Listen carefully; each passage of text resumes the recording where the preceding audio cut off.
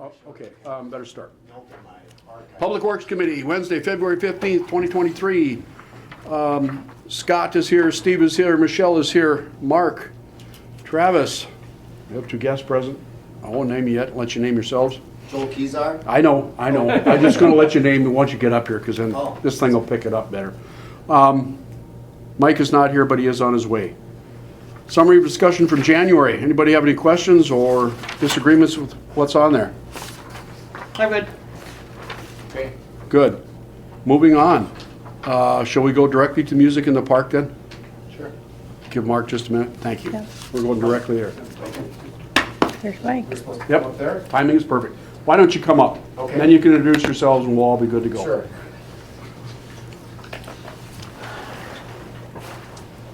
I'm Mark Johnson. I'm the manager of the radio station at 90.1 at the college. Joel Kezar. Nice to meet you guys. I'm basically just somewhat assisting, as we'll explain, moving on. Okay. So, we had a meeting here a couple of weeks ago, talking about the art, or the music in the park, and about the fact that the radio station is the recipient of Arts and Cultural Heritage Fund money. And so what we try to do is we try to find things that are already sort of started in the community that we can enhance. And so the Music in the Park seems like a great opportunity for us to, we already have this project approved to do a series of concerts. And so our dilemma is finding a venue for those concerts. So this would be great because we could just line it up at the beginning of, or starting now, and have it run, June through September, and know that every week we're going to do a concert. And not only are we going to bring in local people, but we'll also have artists from elsewhere in Minnesota. And then we'll record those also and broadcast them on the radio. And we've already started, the funds are already there. It's something that we would have been doing anyway, and have already been doing some of these things. Riverfest, for an example, we contribute $6,500 to Riverfest every year to bring in a Minnesota-based performer. And we've been working with the schools as well to bring in some acts to play with the Franklin Middle School last year and Lincoln High School this year for their concert. And my purchase order has been approved, so basically it would just be down to getting approval from this group and working on this list of potential groups that we put together. Would it still be Thursday, or would it be a different day? Yep, so that was a discussion, and just, we talked about this as at committee of the whole. Mark and Joe didn't know that, but anyway, we spent quite a bit of time that day, probably an hour and a half together, and we went through a lot of troubleshooting or things that we thought that we should focus on, and one of them was the subject of Thursdays. And we felt, everyone included, that with some of the lineup that they're looking at, Thursdays were important because they probably have pre-booked on the weekends. We've already have the established routes of businesses. Staying late on Thursdays was another thing that came up, so I think we kind of settled in, at least for the first year, that we'd stick to the Thursdays. Is that correct? Guys? Yeah, I think that'd be ideal.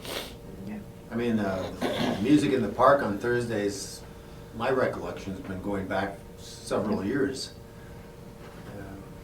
Just keep it that way.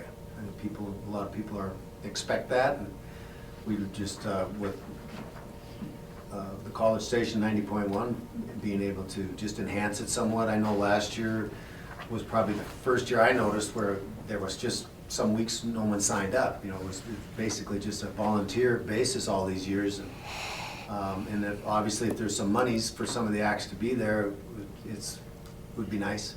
And myself, my experience with my group playing in situations similar throughout Minnesota, they basically will use either their self-funded, some of the bigger resort communities, or they're working through legacy grant dollars to do music in their parks, whether it be Roseau, Alexandria, for example, a couple, Park Rapids. it's Bemidji. A lot of cities are doing that. So if we can still, like Mark mentioned, still showcase, the regional locals that want, and then just bring in a little bigger kick. Okay. Where was that going? So you're going to replay the concerts on the Right. station? Yeah. Okay. We have a series, we've been doing this again going back, well, since we started with the Legacy Grant, which I think was about 2009. And what we like to do is we invite these Minnesota performers in, whether they be bands or soloists, and then we interview them before or after, record the concert, and then we sort of make an hour-long presentation for the radio with a mix of the conversation and the live music. Okay. It would be great if we could eventually get to the point where we could broadcast it live as it was happening. But that's a whole other technical challenge. But, it could create some promotional material for, the Visitors Bureau and things like that too. And I have approached a few, I'll just use, I mentioned with Travis, the Concert Series Association that have done their winter shows. Basically, it's kind of the same concept, but of course, they're bringing in national acts from all around this country. But using businesses, approaching them, say, Thursday, would you want to partner up, whether it would be a monetary contribution or something like that, and use it as a promotional for their business? They could introduce the group, just kind of make more of a community thing that way. Say, Purdy Shoes is brought to you by, along with Pioneer 90.1, and if they wish, I've seen that done in some, Alexandria for one example does that, and it's just a good community. Then, And you said they get a pretty good crowd in Alexandria. yeah, they do it every week, and it's 500 to 800 people Wow. every week. Okay. Yeah. What do we kind of get now? Oh, I've seen some, with my business kitty corner across there, I'll look over some, there'll be 20 people. I think we're fortunate we could have, a couple hundred at the most that I've seen, which is, a couple hundred starts to fill it up pretty good, but I Yeah. mean, still plenty of room. And people, some just pull out, they drive by and they won't get it, they'll just pull up along the curbs there and listen with their windows open, whatever. Or from the parking lot. Any questions? One of the things, and I kind of mentioned it, but just to go back over it, last year was extremely difficult for Ashley to line up some groups. It's been going down steadily each year. Personally, I think this is a good opportunity to showcase a little bit of what the city does for the community. I think that we could team up with some of this and get some exposure of what we're trying to do. Those would maybe be potentially some of my questions that aren't quite answered yet, and that would be, and we talked about this. I would assume this would be something we'd have to look at Public Works Committee, but, the subject of the food vendors and all that kind of stuff eventually might be something that we have to address, but we don't need to start that way if we don't want to, right? So we had some of those same things, challenges last year.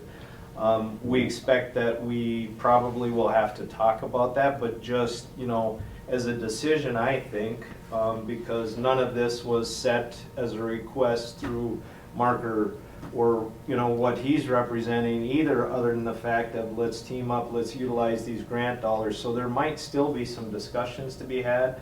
I'm not really sure promotional wise through the radio station. I'm sure you've got a particular agenda. I don't know if there's legalities there of anything that we need to look at either or not, but I think we want to just be communicating on how this could work, but I think it's a great opportunity for us to utilize, some of the tools that he has to fund this and bring in community support. And one of the things, I mentioned that before, just so you could probably hear it again, my biggest concern, of course, is this just a jump start, or could it be sustainable? And you thought, Mark, right, that Yeah. we could at least look at some sort of sustainable I believe that the legacy grant is still going to continue for at least another 10 years. And I don't see any reason why, you know, what I have to do at the beginning of each year, we know we're gonna get the funds, but I have to put forward, a number of projects, and then the projects have to get the green light. But there's no reason why something like this wouldn't continue to be funded. It fits the bill perfectly because it's supposed to be about Minnesota arts, culture, and history. And the larger crowds, you know, if we can show that we're attracting more people to this, it's just, they'll approve it. It'll be approved by the Department of Administration. Yeah. One of the, sorry. No, I was just saying, this, my experience with the legacy grants, we get hired from a lot, is it has to be mentioned, you know, it's kind of a promo thing, Yep. so that you're educating the public that, you know, your tax dollars, this Yep. is your money, and it's being put up to bring the arts and culture to your area. And that's the main emphasis, as long as they can see that that is, you know, growing and doing its job, that's what it's all about. One of the small challenges we talked about is currently the performers are bringing all their own equipment, is that correct, Joe, for the most part? Some yes and some no.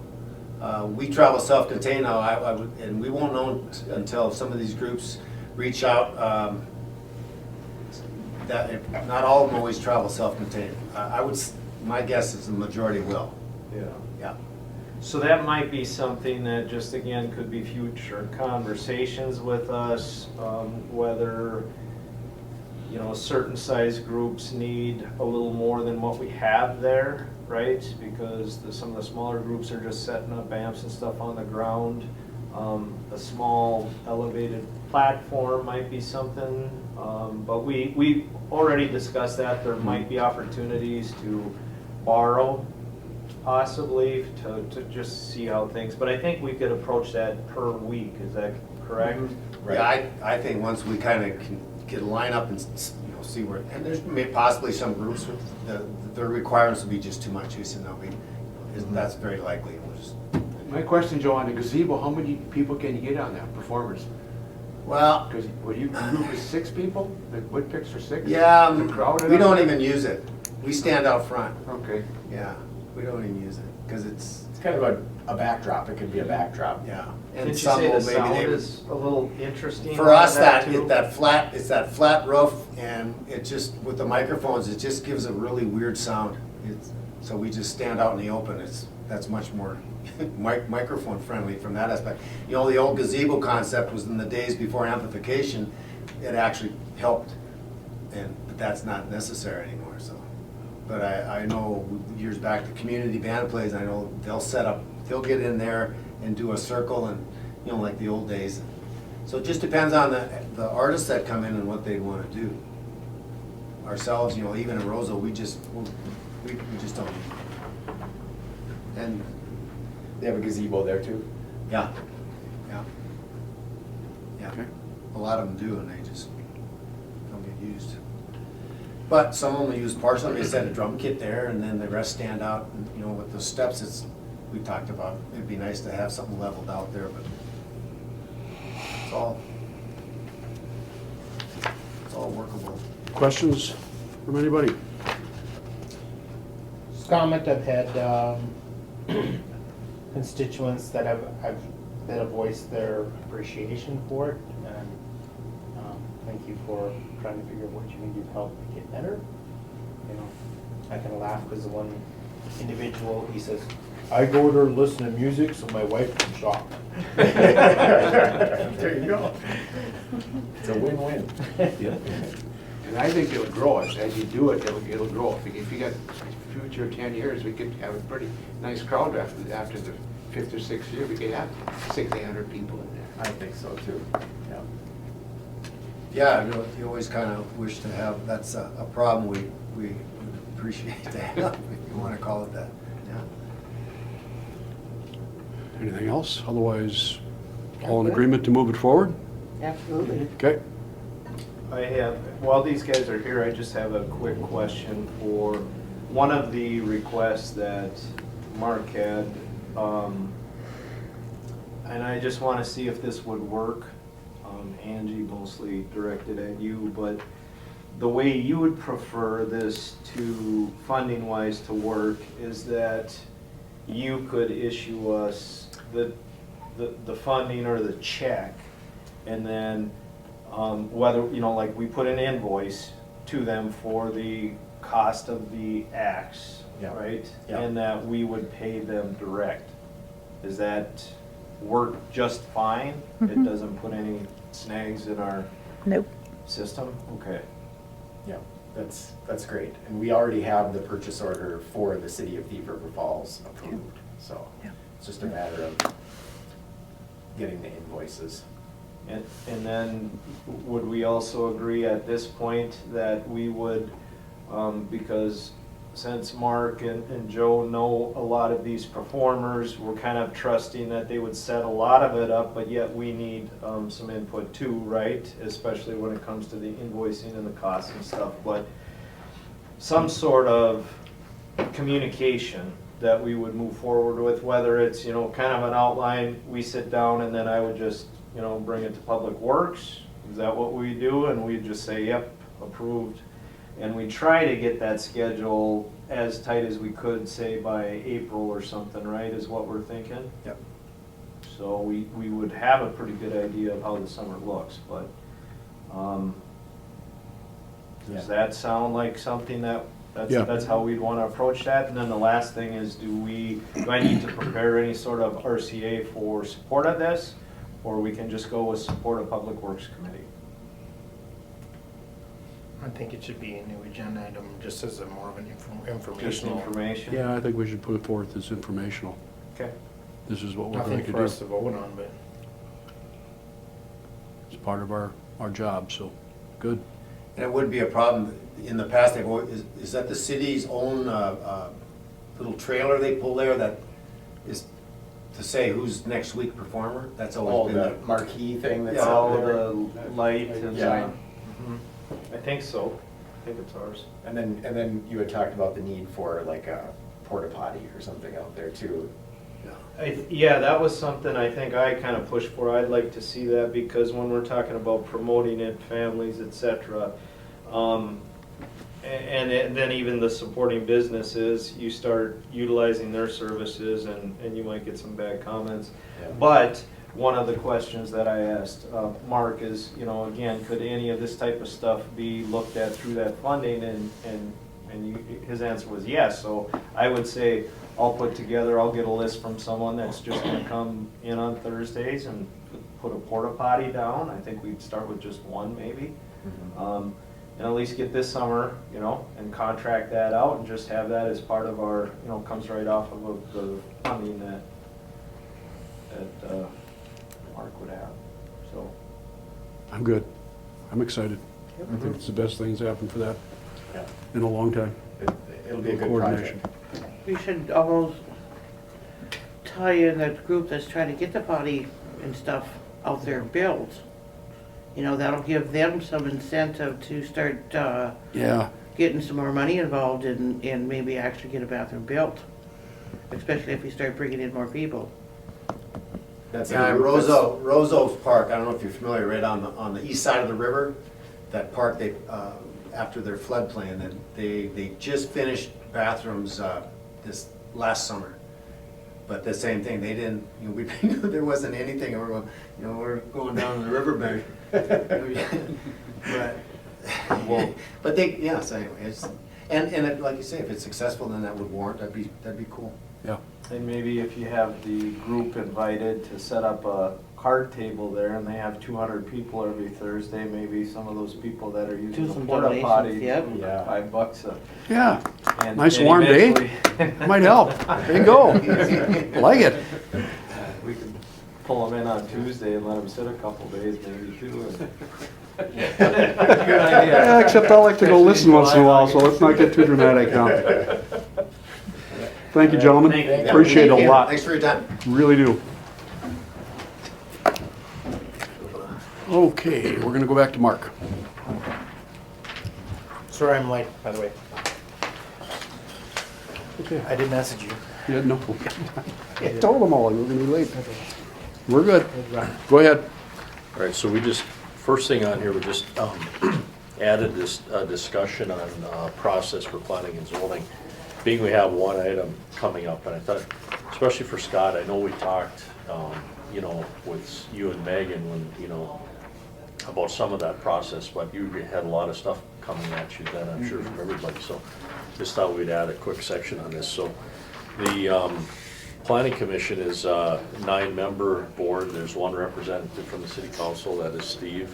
Our city attorney is present there, and those are terms, I think they're 3-year terms that rotate through, and there's an application process for people who would like to be on that. They're recommended by the mayor and they're approved by the city council. The members they're on there. And the format that we follow is in line with the League of Minnesota Cities recommendations for planning commission operations, and meet once a month and handle things like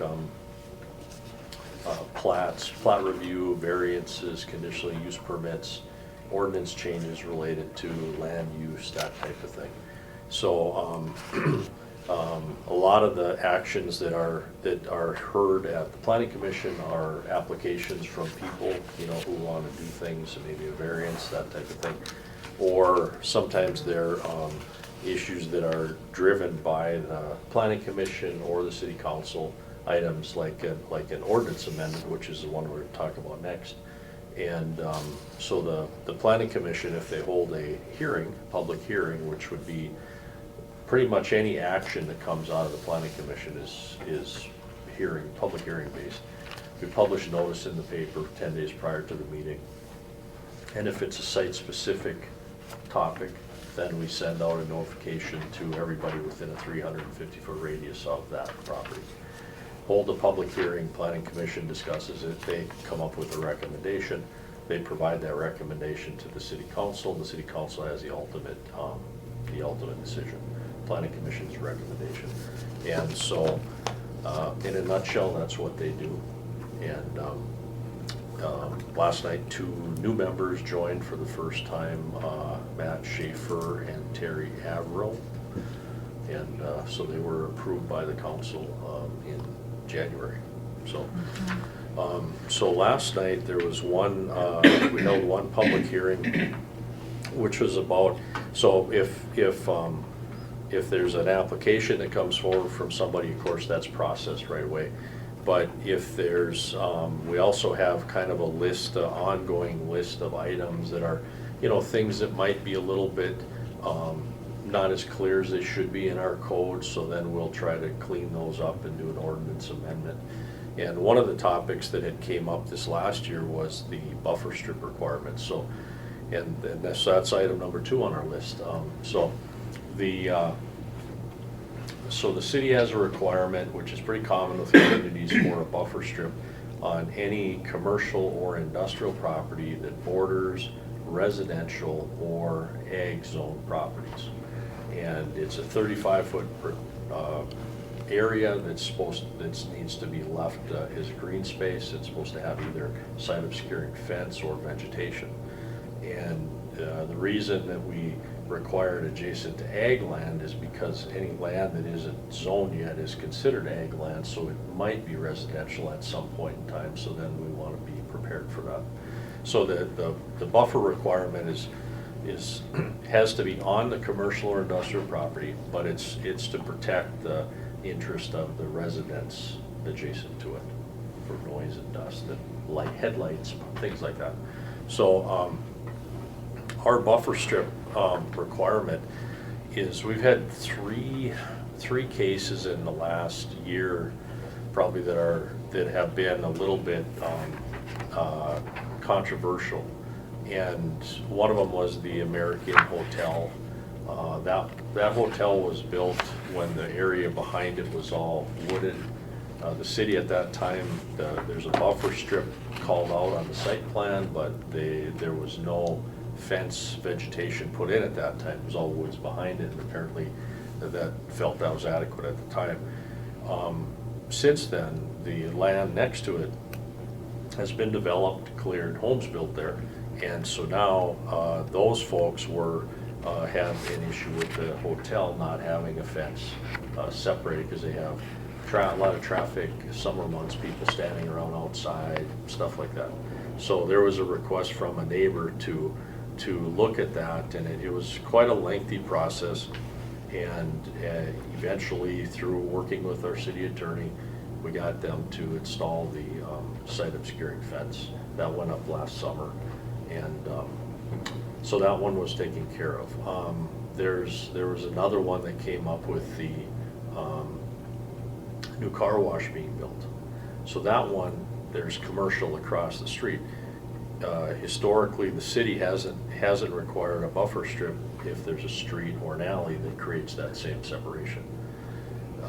In that case, the owner of that one wanted to be real proactive, asked about the buffer thing, and because there had been some discussions on it, Planning Commission tabled that one for the time being until we work through this process, and then that person will comply with whatever the new requirement is. The other one that was a real controversial one is the Northwest Mini Storage. That one, the owner of that one, Kanan Langley, when he built his storage units closest to the rear, the property behind his is also multifamily residential, so it's a residential use, so it required the buffer strip. The site plan he submitted for the building permit has the site plan indicated on it, and but there was never a fence or vegetation planted there. And now it's actually has storage, temporary storage units on the buffer strip. And that's an ongoing issue that our city attorney is working on resolving that.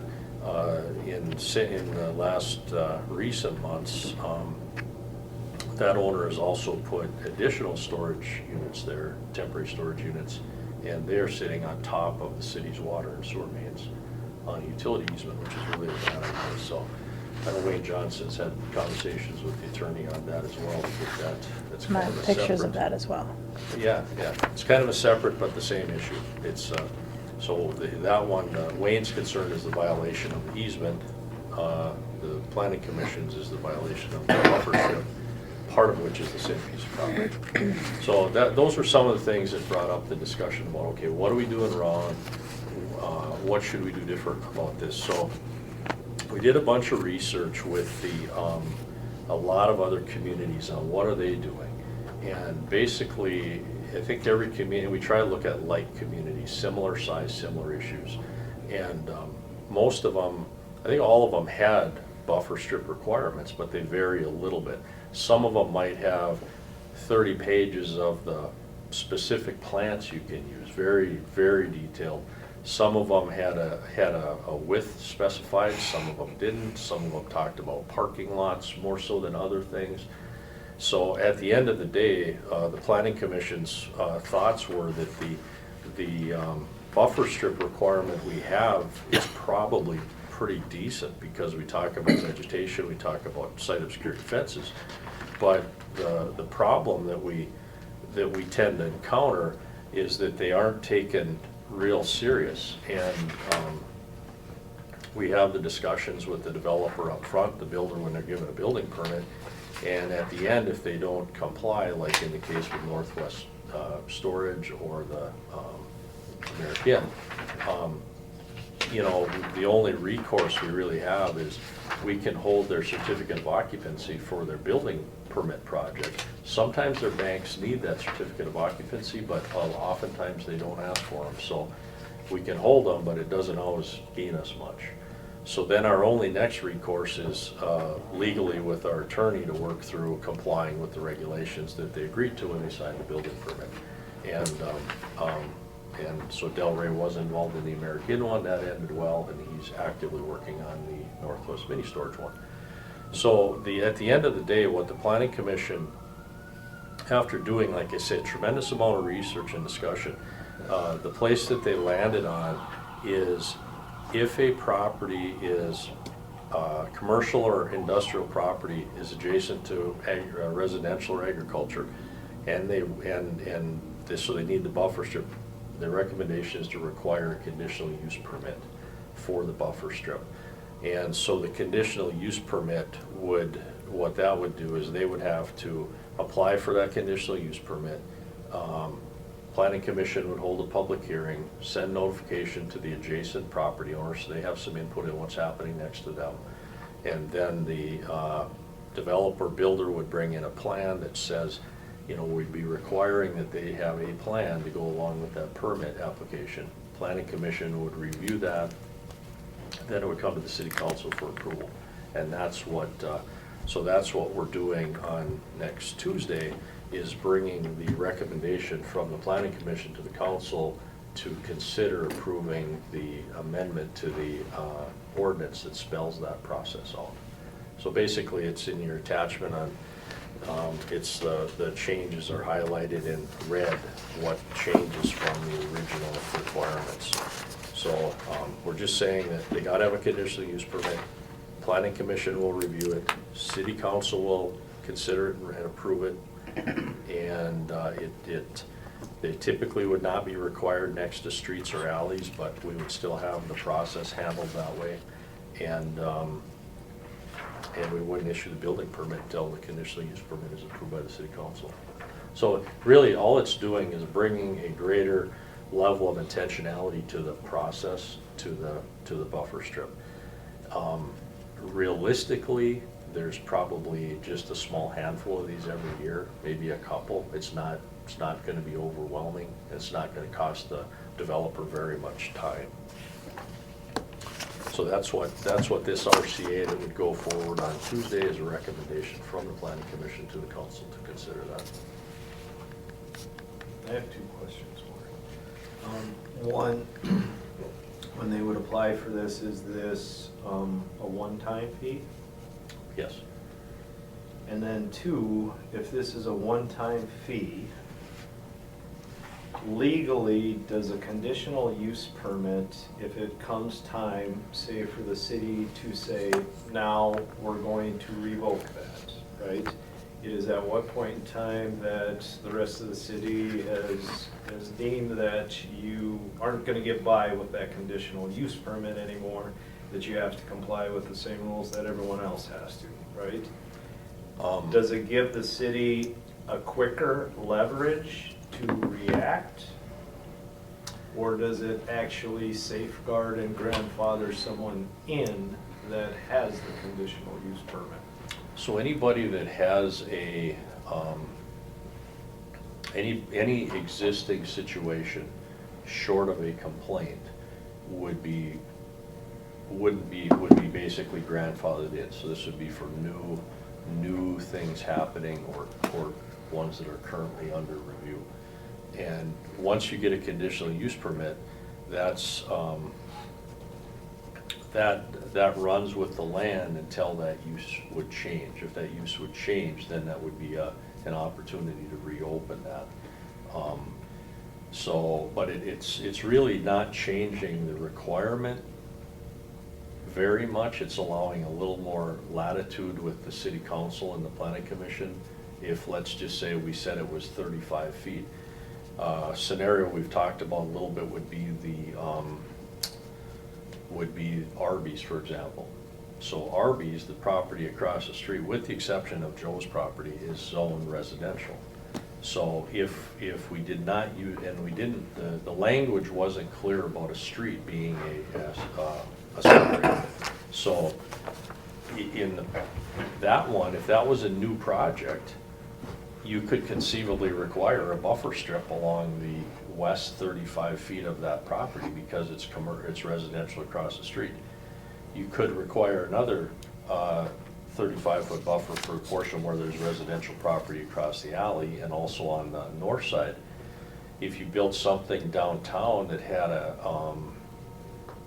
let's say it was on the edge of the downtown and had residential homes across the street, you could take a 50 by 140 foot lot that could handle some type of a small business, and then if you start taking the 35-foot buffers off of a couple sides of that, it really reduces the what could go there. So this would actually give the planning commission, city council, the opportunity to do it a little more performance-based, where somebody says, I can put up a fence and a row of vegetation, and I can only you know, I only need 10 feet to make that happen, and they could still effectively have the same protection for the adjacent property owner. So it's really just, nothing is really changing except for the performance side of the buffer strip. They could be a little more performance-based than the prescriptive 35 feet, but it has to be approved by the council planning commission. Once the conditional use permit is approved, then we can issue the building permit, and then they can build the project and hopefully have a lot more success than what it's been in the past with these.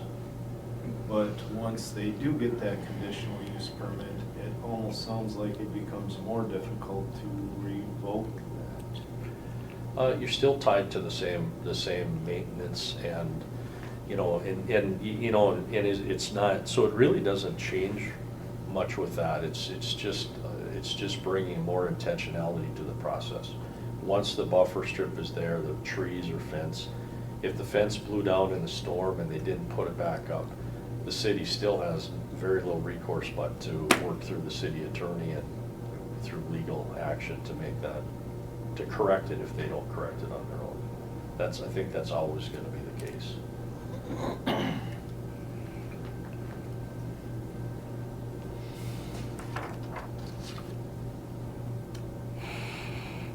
Questions? I have comments. I apologize, I'm trying to get up Pennington County's website, which is like being dog slow right now, but because I have a question on a couple of pieces of property there, but one of the concerns that I have, and I'm not trying to mean to the planning and zoning, but they, in my opinion, tend to go a little rogue.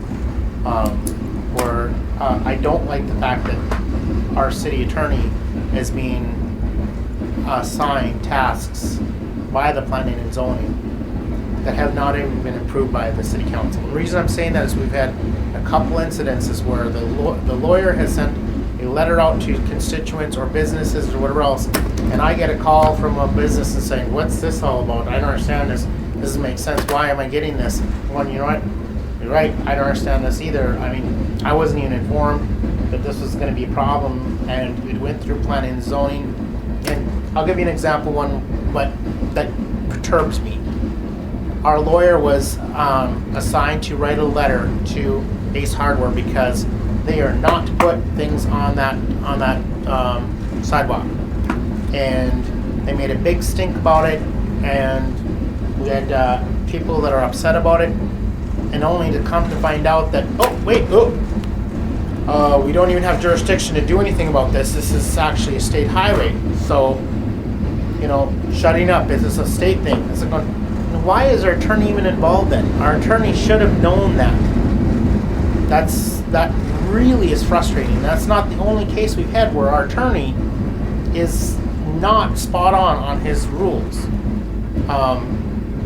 It's one of those things we're going, I don't like them, and I know, Steve, you're on that board, but as a city council, we are utilizing city resources from an entity that isn't even it's a publicly appointed committee. You know what I mean? That's No, kind of, you don't. It's appointed by the city council. well, okay, but it's not a city council or like a constituently voted in position. You know what I mean? And they're using tax dollars for a lawyer to. Well, no, that board was developed to take a portion of that duties from the council and do it with residents. Otherwise, all of the hearings would be held at council. It would be done all at Public Works and council instead of at planning. Pretty small communities typically that do that. Typically, communities our size, very quite a bit smaller than us, would have a separate planning commission. But the attorney stuff, and Travis can probably clarify this too, but or speak to this. But I know for me with the community development type things in planning and zoning, I probably have conversations with our attorney, I don't know, a couple times a week, you know, and Travis has conversations with the attorney all the time, and I'm sure Marissa has conversations with the attorney all the time, and Angie doesn't. So there's a lot of, if there's a, I think if there's a violation of a code, that's, you know, the staff needs to have that latitude to, you know, to try and mitigate that problem. And was that fair, Travis? Yeah, I had conversations with Bill Ray, if it was, then I would try to bring it here if it's something that was a discussion. If it was a clear violation, it would be something that I would talk to Bill Ray to get that clarity, right? And then it's not anything to discuss. It's a, you know, a violation. Yep. The one thing too, and again, I wasn't directly parts, but just to kind of clarify again on, you know, you use jurisdiction. The city can be more restrictive than DOT's right of way. So we do kind of have some jurisdiction. We just can't be the opposite way, right? Right. So if their rules are tighter than ours, they can enforce tighter. Yep. And I think that one had come due to some complaint base too, right? Which is what triggers everything that I've been instructed to do, is kind of do it on a complaint-based trigger. Someone had fallen on that one, I think it was. I think, yeah, somebody tripped or something like that, but it ultimately, from what I understand, correct me if I'm wrong, but, you know, if we do our measurements on it, yeah, it went right up to the street, I mean, right up to the storefront, so it's like, there isn't much they can do, you know what I mean? That discussion was brought up in Public Works though, too. So Yeah. Public Works was aware of it. It was done after the fact. That's the problem that I'm frustrated with. When I wish we would have been a little bit more informed. I mean, great, you guys are like Angie stated, you're taking some of that workload off us, but can we be a little bit more informed? I absolutely hate getting calls from a citizen, a taxpayer, and they're upset because the city made this decision. It's going, well, we didn't make any decision. You know, they sent a letter with our lawyer, and it's going, well, we didn't do that. That was not us that did that. That was planning and zoning that did that, and we were not aware. I was totally blindsided by that one, and that's what I really don't like. The other thing I want to mention is when, and I am concerned about this because I don't know how we can make this right. You know, I'm just going to pick on Langley's because I'm going, I don't like that.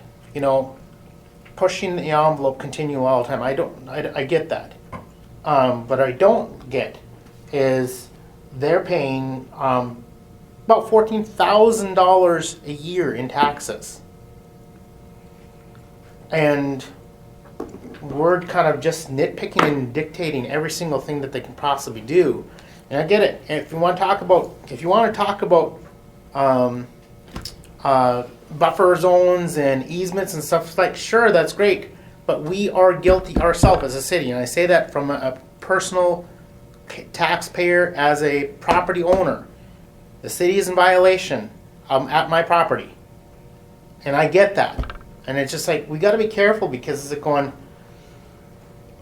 What is the hotel going to do? What are other businesses going to do? You know, like what's the easy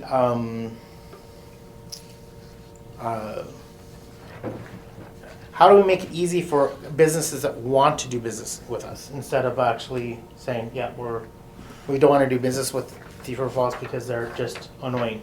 But you still got to protect the residents. that You've are next got to that protect the business. residents, and that's what's going on here. Because if I was a resident in that apartment house across the way, I'd be a little bit ticked off. 'Cause Well, what I'm the- looking at is the back of that stuff. That's Those That isn't apartments, fair. those apartments weren't there when he built that, were they But not? the buffer zone was required when he Yeah. got his building permit. It said 35 feet, you gotta have it. And it actually did say that you have to put up a fence or site obscuring vegetation. Yeah. He just didn't follow through. Apartment was there.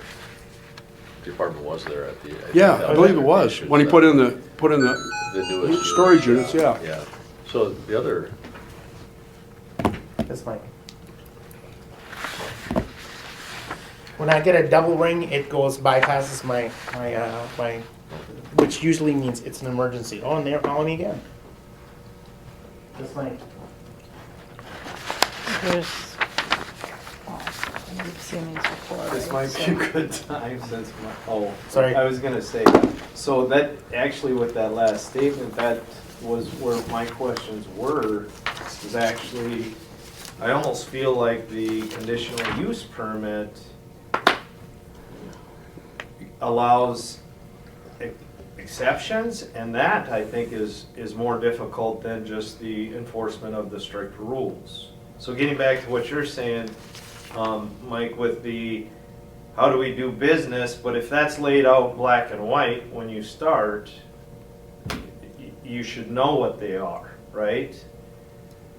And if that's the case, you should follow what they are, and you know they are, but I'm a little more concerned with the condition, I mean, that's where my questions came from, is now, if you're setting up next to agriculture, because there's a wheat field, and you get a conditional use permit, and it's overlooked for 10 years, and then they build the new residential, that's where my questions came with, does the city still have the same leverage to say, we let you go with it for 10 years like the American Inn, but now we're gonna enforce it?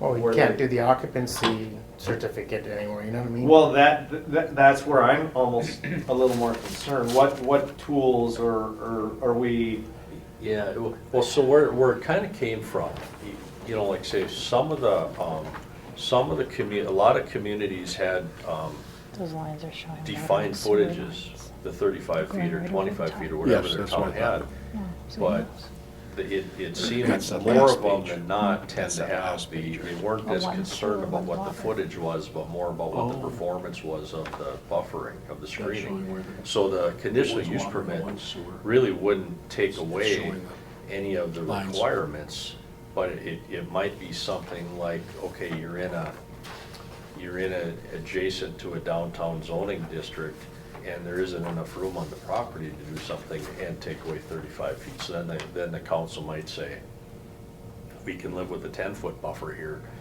because we're getting this fence, these trees, this whatever. And so it becomes a little more common to the site. And I'll give you an example that Dick Schoberg brought up last night, is the American and the, well, he used these same two deals right here, so I'll use the same ones. The American fence, the Senex fence was right here. And when the American put their fence up, they put it right here, okay? So, and let's say this crack is their property line, they did this.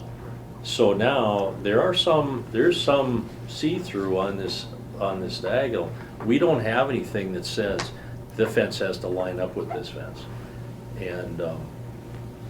And, you know, we talked about doing something like that, but every case is so specific that that's where the planning commission went to the fact the conditional use permit is just that these are the conditions for the buffer, where they can say, we're gonna allow you to do this, but we want you to line this fence up so there's no holes for people to see through. That was kind of the intent of it. So I think the two things, the conditional use permit does is to answer Mike's concern on the after the fact kind of stuff.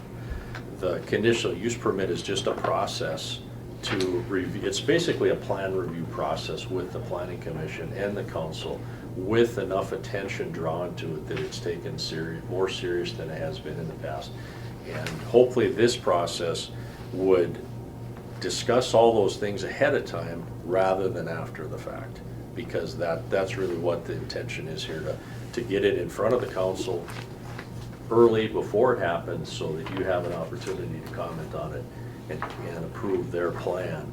And then they have a lot more responsibility, I think, to carry it through when they've committed to the full city council for that. This does something else that we don't have in place either. And it gives the public an opportunity that are going to be in close proximity to this property, whatever's being done, to have their say. And that can make a huge difference in some of these cases. If you were a next door neighbor and you know, you don't want to look at something for the rest of your life, that's the time to say, hey, we need a fence here, or we need trees here, or we need something to block this view, whether it's the 35-foot buffer or something else. I think there, I mean, we're calling it a conditional use permit because we have a template in place for a conditional use permit. We could potentially call it a buffer permit. You know, it could be considered a buffer permit where it's like an additional layer to a building permit that addresses just specifically the buffer and brings the neighborhood and the community into it to see what's being proposed and how are they gonna be impacted, and it gives them a chance to comment on it. So if someone's building a business next to your house, you get invited by the permit process, you get invited in to comment and hear what they're gonna do. And I'll just bring up a couple of the examples. American Inn was a good one. Where my concern would be is that everyone wants to go out and say, well, what about so-and-so? What about so-and-so, including the American Inn? That was one of the things that they did themselves when that came up, of we want to enforce. It was already on the plans from original, right? And the, I forget his name, but the owner himself sent an email with 13 properties that said, well, if you're gonna do this to me, what about this one, this one, this one, and this one? Yep. Mr. Langley did the same thing about Yep. with the storage units and all that kind of stuff.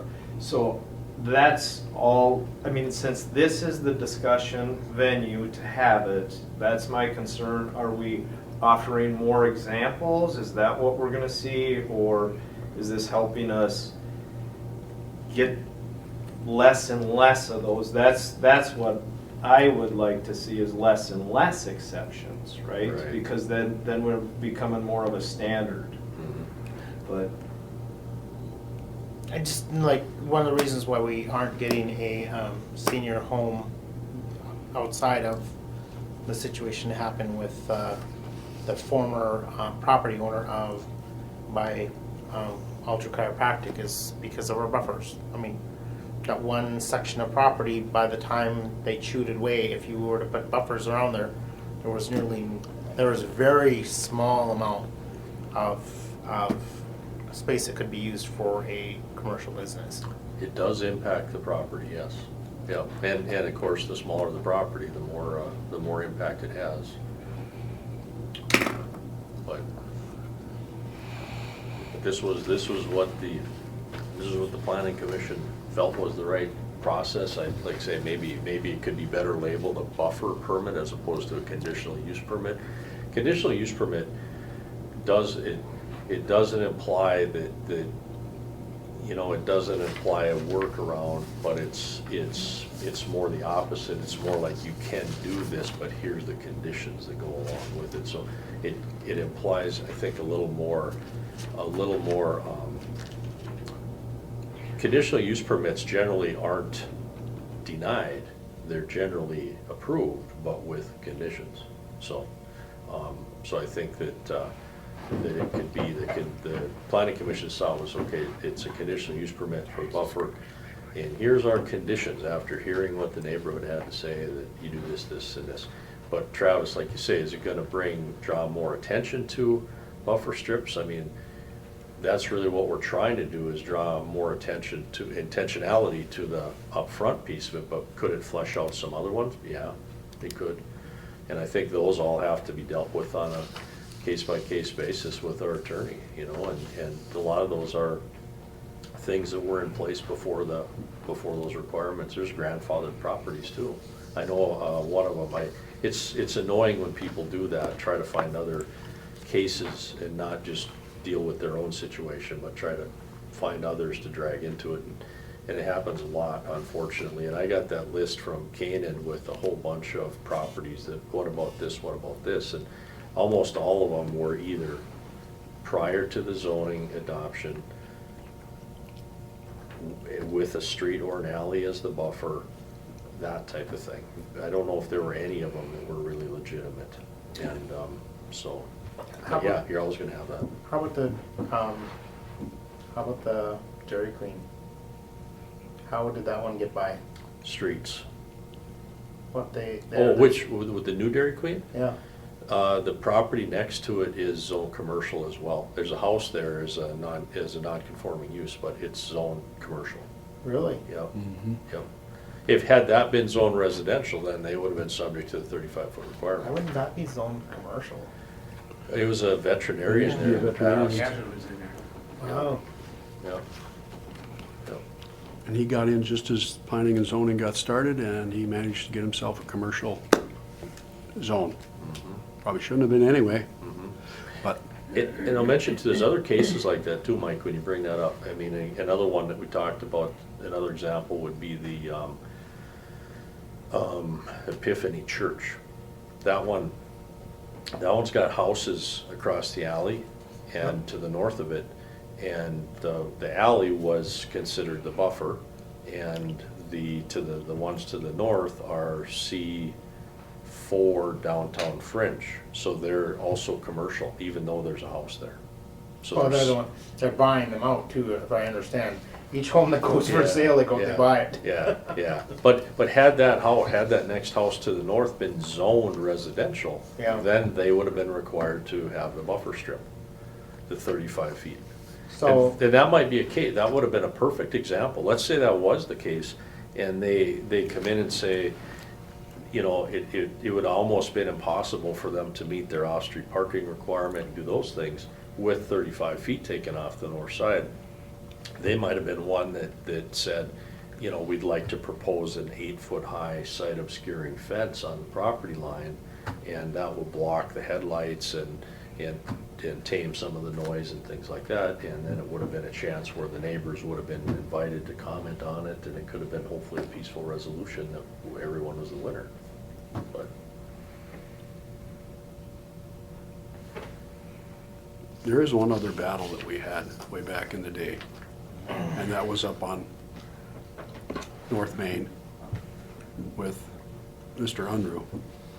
yeah, And it probably demanded a fence, but the gal next door was happy with what she had. She has a couple trees that blocks the view of her having to look at his building. So she actually said, I would prefer it just stay the way it is, because I feel this is the way it should be. And I can't remember, is that commercial and residential there, or is yeah, it's that? commercial to residential, but he was granted a variance. He applied for it. Oh, was yeah, and he granted had a the variance beforehand, that's So right. he got like a 20-foot variance to the 35-foot buffer, and still has about a 15-foot buffer there with the trees. but then again, I mean, that's great for that one gal, but she sells home or passes away and next person gets it and they can say, I don't want that. He's got a variance. Yeah. He got by. Variance runs with the land. Yeah, the variance goes with the land, so Well, I he's cer- got lucky. I certainly don't want fences built like American. Did they do that just to cause people with OCD having insane issues with them, or, but, so, in Kanan's case, he puts up a fence, he's in compliance then? He's got two issues. He's got a couple issues. So he put storage units on, temporary storage units he had got there prior to the city regulating them. So he's perfectly fine with the original storage units he put there, except for he put them on the buffer strip, which is a violation. Yep. So that's one issue. The second issue is now he added more storage units, and he put them on top of the water and sewer main. So if there's a water main break there tonight, they would have a heck of a problem. Yeah. So the 35-foot buffer that was a condition of his building permit, that's one issue, but about 10 feet or so of that, 10 or 15 feet of that 35 feet is also a utility easement, and that's a secondary deal, and that's probably one of greater importance to get that stuff off of that water and sewer. So Wayne was very concerned if, has Del Rey wrote that letter based on the water and sewer lines? He asked me that today, and I asked Del Rey to give him a call directly and visit Okay. about that one, because I do think that's a separate issue. Okay. I was like, why doesn't Wayne bring this up during our utility meeting? He just brought me these pictures He this maybe just found out afternoon. about it, he could have, Yeah. he maybe just found out about I it. mean, he's got a good point. I mean, like the continuous weight that you're putting on pipes, could you cause a rupture and so on and so forth, but Yeah, I don't know if that would, but the case, you know, if there was a water main break, or say there was a plugged sewer there, and those several hundred apartment units, so their sewage is all going, there's a blocked main, and this happens, this happens. And they gotta get a jet truck out there and clean it. If there's a storage unit sitting on top of the manhole and it's full of furniture, that's a problem, so that's a bigger deal. How the planning commission and council deals with the violation of the buffer strip with him, that's to be determined. Del Rey was working on that, but, you know, if this is approved, maybe it's a conditional use permit and a performance-based thing working together with the neighborhood involved, I don't know, but this is a kind of a moving forward program, you know. We need to move on. like I said though, it just gets me a little edgy because one, I don't like how the city is like, it has to be done this way and you guys suck at your own rules, you know what I mean? That bothers me. Cause I'm not the only property that you guys are in violation, and I say you guys, the city is in violation of. But do you agree, Mike, that this brings it to a beforehand instead of after the fact? It is, I'll be very honest, I don't like the conditional use permit. I would rather have a buffer permit of some sort. I mean, it just, I don't know, That's completely doable as It's well. just- It could be renamed a the buffer. verbiage, it seemed to me, like, if it is a buffer, call it a buffer. That's just me being ornery, so. Good. Can we take it to council anyway and see what they Yeah. have to say? Okay. You guys okay with that? Yep. I'd like to go. All right. Let's see. No, you gotta have your words, man. I'm not saying that. I know how this is gonna go. We could be here till 7 o'clock tonight. So, You wanted me to answer the Oakland, or the. The Yeah. Sherwood Park property offer. Mark's gonna do an overview on that Sherwood Park. Okay. But I just wanted to let you know, I did send out the email regarding that. That offer's been dropped, so. It did?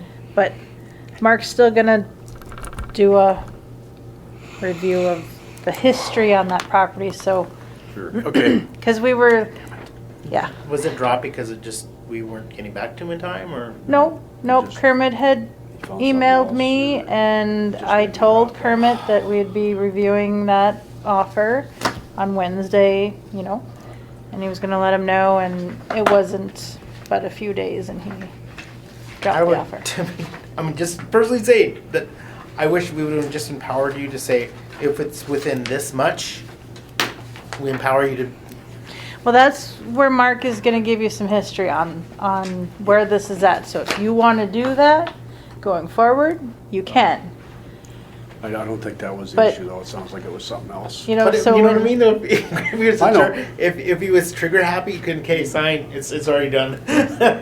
Yeah, but it was a low ball. It was significantly, you know, quite a few $1,000s under Yeah, what we had. And go ahead, Mark. But So the Sherwood Avenue used to be a rural section, paved road. It was maybe 20 feet wide. It was no shoulders, steep ditches.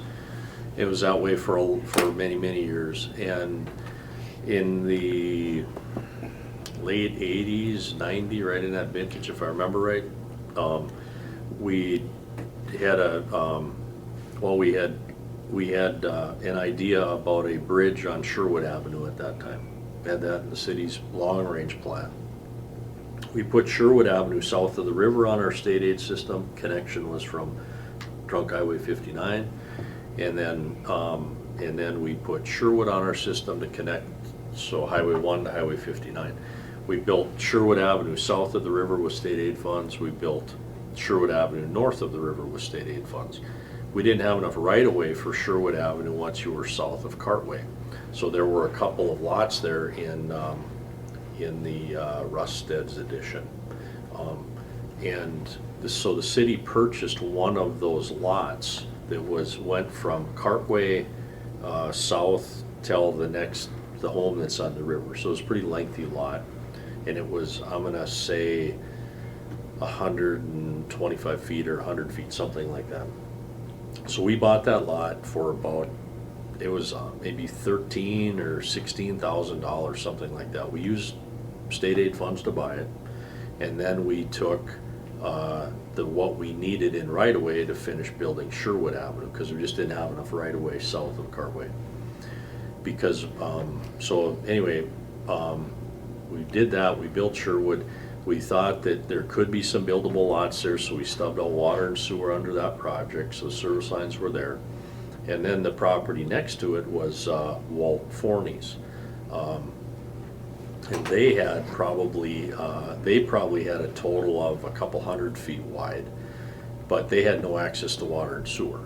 So when Walt Forney passed away, and then several years later his wife passed away, and then I met with the family and said, you know, the city has a strip, and I was going to say it's whatever it was, 80 feet wide, but we have the water and sewer. You have the next property west of it that's, so let's just say 125 feet wide, and are you interested in partnering on this? And then between the city and you guys, we can create some buildable lots and prorate them and sell them.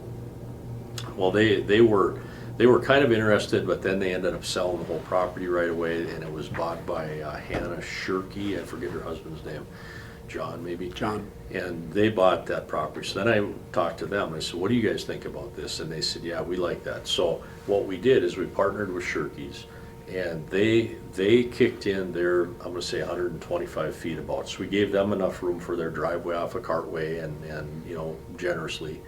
And then we took the property we had bought with state aid funds that we didn't need any more excess of keeping for right of way, and created this piece of property that was about 200 feet deep from Cartway Avenue south, probably 600 feet. And then we split those into 5 lots.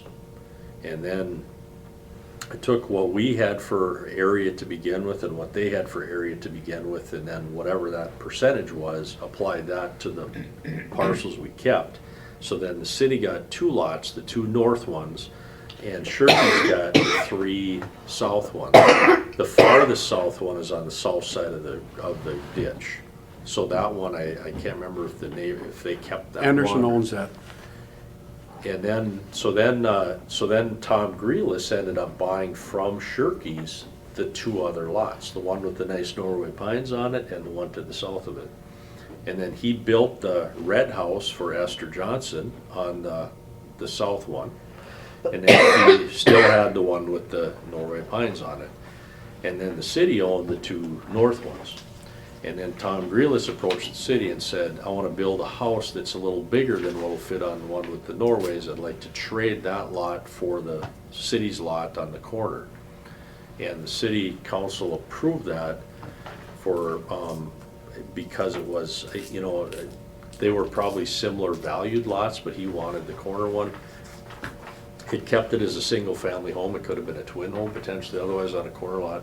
Then I think he paid all the legal fees for that as well. So that was the deal that the city council made with him then.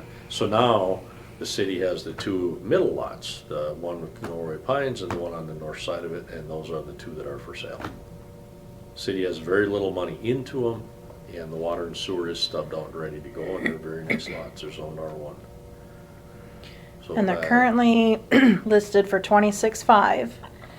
1,500 of that is for realtor commission, so 25,000. The offer came in at 20. So previously, these lots have been approved for sale twice. Both times it's been dropped. This is the 3rd proposal.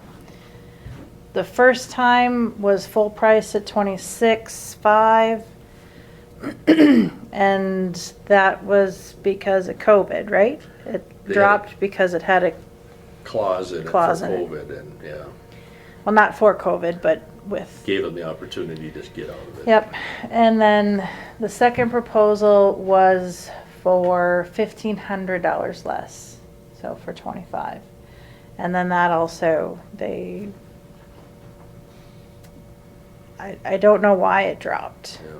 but, so this came in at 20. Well, that was significantly less, and then we'd have commission that would be deducted out of there as well, so I don't know where you want to go with that, how you want to ever proceed with that, if another offer does come in.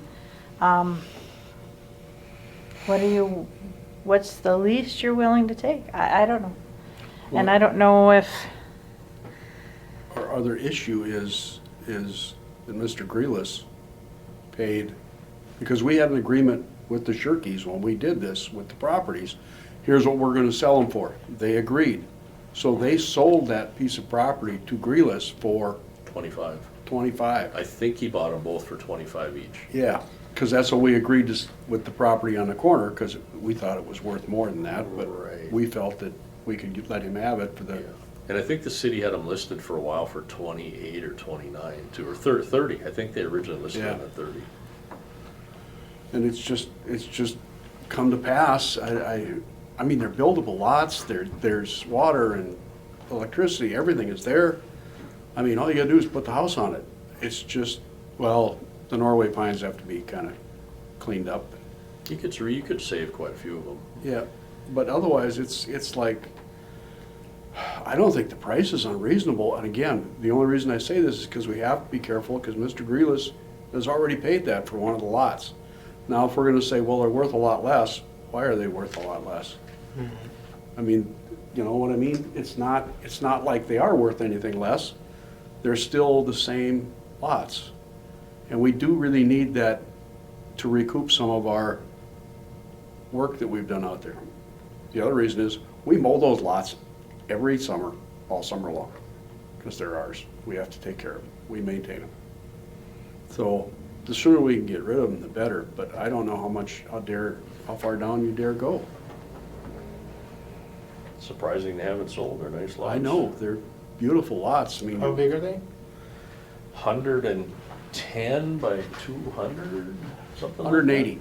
180 180? long. They're 180 Pretty nice long. lots, yeah. They're a beautiful lot. Yeah. There's a little wetland on the one with the Norway pines. It's that small cluster of brush out and towards the, favoring the back, but Grealis had built a house on Hanson Drive a few years back. It's a light green Rambler with white trim he built to sell. And he was thinking about building that house on, when he owned the lot with the Norways, and he and I marked that out together. We measured it out, painted it out on the ground, and it fit with no issue with that little wetland, and you could save a lot of the Norways. But then he had someone wanted to buy a slightly bigger house, is why he wanted to trade. Yeah. So, I mean, it's up to you guys. My second offer would have been 24,000, and I think that would have been a fairly decent offer in this day and age. that would kind of keep it in line with the 25,000. Yeah. Like I said, the thing that bothers me is, if I was Tom and I heard that we were selling for 20 grand when he paid 25, I think I'd be just a little irritated. But he did buy it from the city. He bought it from Shirkies. Yeah, but he paid the same, Yep, because we were in on it together. it was just making me really worried when I couldn't find any payments Oh, receipted from oh, Grealis. I see, okay, And I I'm got just you. like, I'm not finding anything No, that's right. paid from Grealis. He bought Shirky's property, I Yeah. forgot that, because they were so thrilled. He bought both their pieces of property and they sold their house and drove away. Yeah. they did all right. Yep. And that other piece of property is owned by the Andersons. The final, Further south, Murray Yeah. Anderson. Murray. Murray. Murray owns that piece. Yeah. That's right. He got that so he could, he's got a little space there too, otherwise he was really limited in the front. Right. Yep. He's double income, no kids. I just said he's got one kid, I think, but Yeah. I know he's going, oh, this is a lot bigger home than I need anymore. Hey, now he's got to mow it by himself. I saw him out there. Is that what you needed from me, the history on it? Yeah, I that's gotta be all. someplace, We're so, good. okay. Yep, we're good. I'd say if we get another offer in, I mean, approve it up to 24,000, See y'all later. go back with it Yep. and sign on the dotted line. That's my feeling. I think that's a fair Okay. amount. Yes. You? Yep. Okay, I, don't go down too low, so. okay. Okay, let's see, we got that done. RCA approved hiring a forester position. Yeah, skip that one What? for now. That was just to tee up in case one of our internal hires proceeding. Okay? Want to talk about that at all, or you just want to leave it alone? I thought maybe you knew, sure, I'd be more. Nobody than- No, told they me don't anything. know. They don't know. We don't know. No one tells Well, us. I thought, No, he No. doesn't know. okay. I can't know. So we did. Literally, Holly just told me right before I came in here. So we did a posting for internal hire for forestry position. Of course, that was created when Brian Bennett left due to health concerns, et cetera. If anyone is unaware of, I guess Scott, you're new. I don't know if you knew Brian Bennett at all, but. I know his name, I talked to him multiple times. Okay. I did his name. So we put it out for internal. We had a little bit of interest with a couple of our younger folks, newer members to our team, and we conducted interviews on Wednesday. Steve was invited as part of the interview. One of the members we talked about offering the position to. Of course, it would have been, the offer was slated for the experience level, et cetera. And we felt, I think, during the interview, one of the questions that gets asked is where they think they should be placed, and the individual had mentioned higher than what we ended up offering them, so he declined that particular offer. So, I guess at this point, I think we're ready to send it out to open to public, is where I would recommend that we go from here. Okay. And that was part of the original RCA. Yep. When it was Yep. posted internally. If not filled, it would go to public. So we need to send it out public then. Okay. Gotcha. Bummer, but okay. Yeah, I know. Would have been a lot better the other way. There are 2.5 jobs open for every one person looking. Yep. Keep that in mind. I know. Okay. RCA approved purchase of sanitation bags. I believe that was the handout, the actual RCA. Must have not had it for Renee, so that I handed that one out separately. Oh, The chart that you would see is a breakdown of the numbers. I was pleasantly surprised with the low quote that we got in from Revolution Inc., which is the same facility that we have ordered from for the last 10 years. They used to be known as JAGCOR, but they're underneath a parent company called Revolution Inc. The price increase, it did go up slightly, but very slightly. If you can understand my Excel chart there, I do have on the bottom, this is the sheet here, everyone's looking at it, but on the bottom you can see where it has 2023 tabulation of quotes. It shows Revolution at ultimately price per bag of .108, and then last year's price is down below where I have it highlighted 2022 purchase price, and that is .013. So, half a cent, less than that difference of an increase, whereas in last year we saw a substantial increase. So we also have the next closest bid like we saw last year as well. So for our total bag count for 370,000 bags, the bid from Revolution Inc. is 39,812. Our next closest bid is Dynapack at 52,000, so substantially higher. My recommendation is that we order with Revolution Inc. again. I'm good with that. Yeah, they're the same bags, right? Yes, so the RCA, if you looked at that, that does outline the specifics of the bag, which are the identical bags that we have ordered the last 3 years. Previous to that, there was a green colored bag, some people remember with ties, Yep. but they were a little more expensive, and then also just from our workers, they prefer the bags that we have now. They're stronger, they didn't Yep. rip as much, and that's what they like to see. My question is this on a yearly basis, or can you order a 2-year supply so you get that price for 2 years? I don't know if I would recommend a 2-year supply with a plastic bag just due to possible deterioration. Even if we had good covered storage where they were unaffected by elements, you probably risk, whether you could damage them with forklifts or anything else. This amount of bags completes a semi. So it's a fairly large amount of space that's needed. We don't have the space. So, Okay. So are you And- wanting to discuss this in new business or consent? I mean, this is the same old, Yeah, I'd say consent. consent on it. If somebody wants to bring it up, they can. It's just small. Because there hasn't been any complaints this last year. No. Everybody's happy with the black or the black Yeah, I ones. wish the tie bags would have worked, but More happy than with the green ones.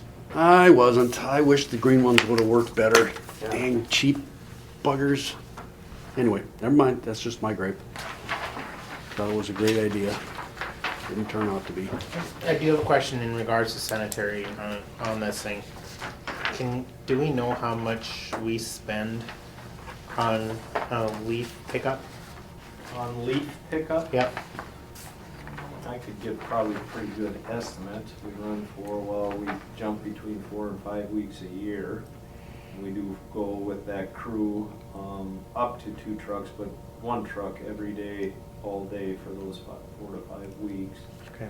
We'd have to try to figure in, we do work on that equipment some, mechanic-wise. We put some money into that, but. Yeah. I mean, that would be.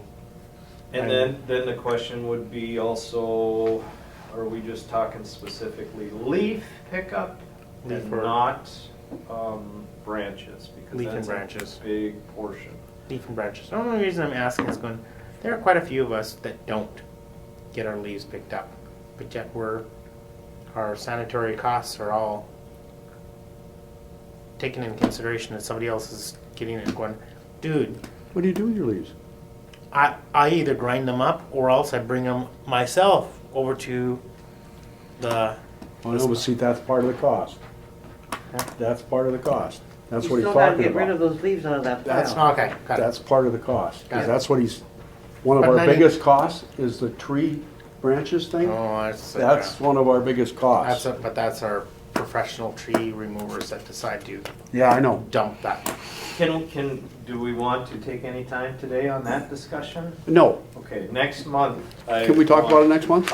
Perfect. I think we need to be prepared for summer coming. Yep. And I Not just, arguing with you, I'm just, the leave portion I would like to know, because I don't like that. Because 90% of the stuff that I do, I rarely bring my stuff over there. I just take care of it myself, so. okay. Of course, I have a, Sidewalk snow removal. It's definitely different. You're just catching the edge of town there for. I just sweep them over to But you jams. kind of where a bunch of entities meet and you're right on the edge. I don't know, Okay. I don't know what you. Um, Squirrels, come on. Yeah, I'm trying. Okay. RFQs, advertising for bids for sidewalk snow removal, mowing, and stump grinding. Contracts 2023 through 2024.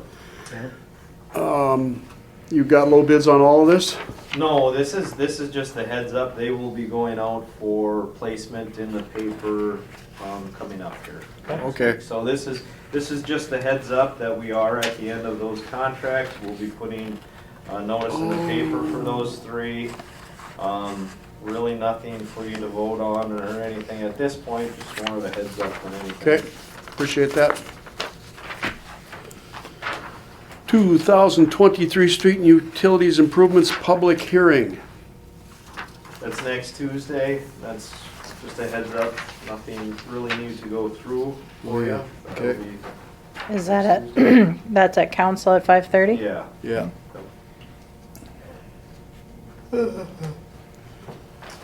FEMA damage inventory update.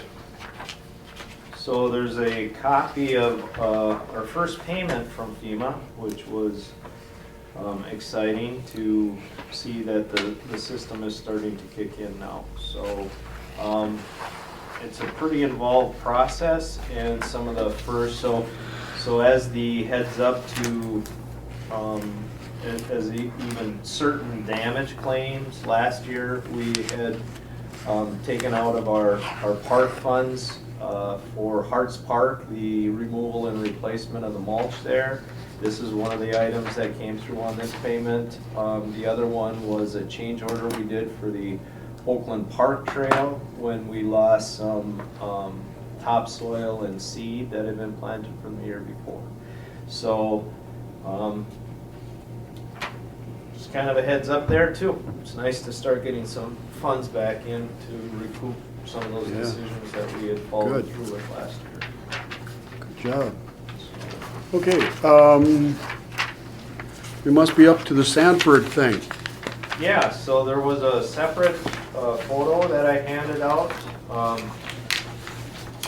Mostly Holy crap. that everyone should be excited that it's actually happening. Tears of joy. By the way, this almost looks like the same picture that I took. Oh, you took one today too? I was like, well, The- no, I took one yesterday or day before. Or The something. old I was like, chimney, "Woo!" the chimney came down first, yeah, so, the maps that I included in there are just the haul road maps, those are things for everyone to be aware of, and, Oh. basically, you know, if you get calls, like Mike mentioned, you know, so you're aware of what's happening, I don't think you're gonna see, it's not like a construction, building project where you have load after load after load. So I don't expect that you have a lot, but they are coming out the north end parking lot. They'll be heading over to 32, heading north to 6th Street when they're heading out west, or they'll be heading down south of 32. So those are the two locations they're all agreed to.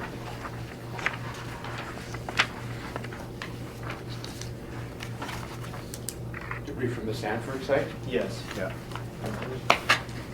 Do you have any estimation of totally when they're done?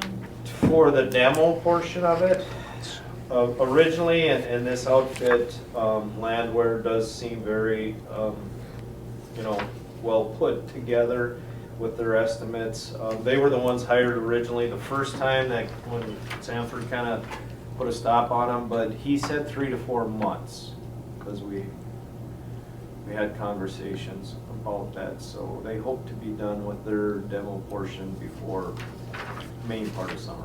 Are we going to have problems with road restrictions on some of these?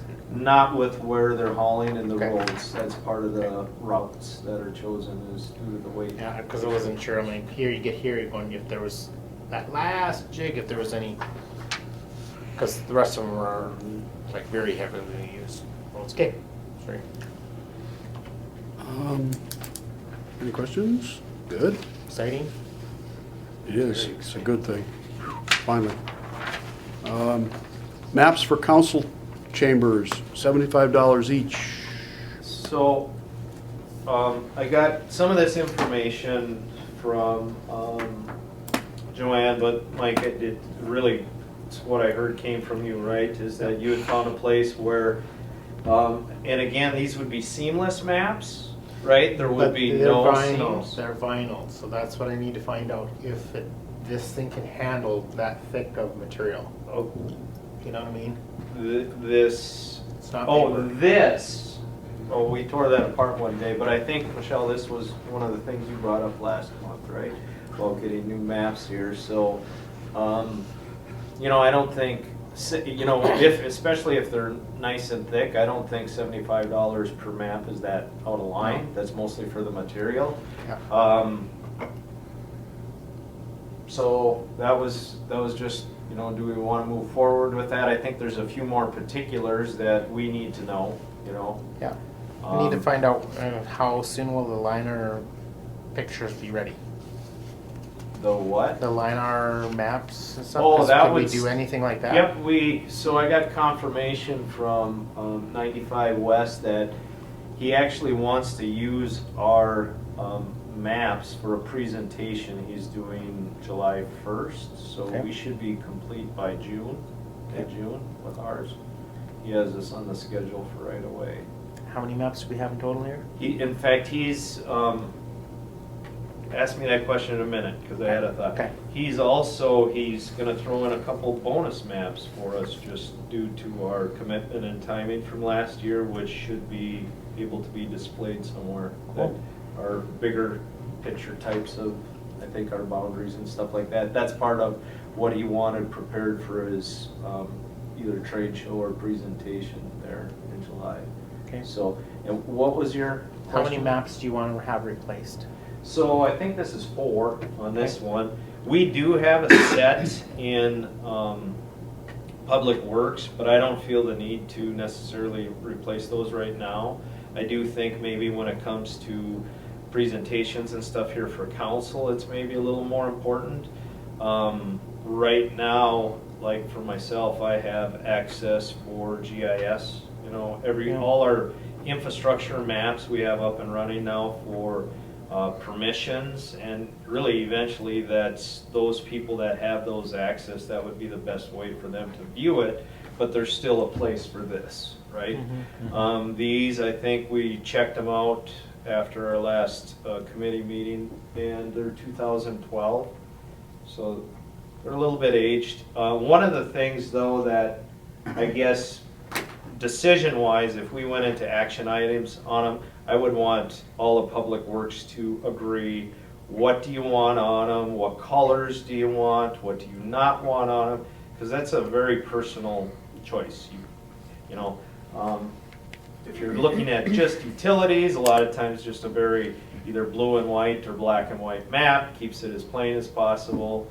You know, we can put satellite imagery on some of the, you know, our interactive maps, but we just, I don't want second guessing after we order them where, oh, we should have done this, right? We need to agree on what we actually want out of those maps. Yep.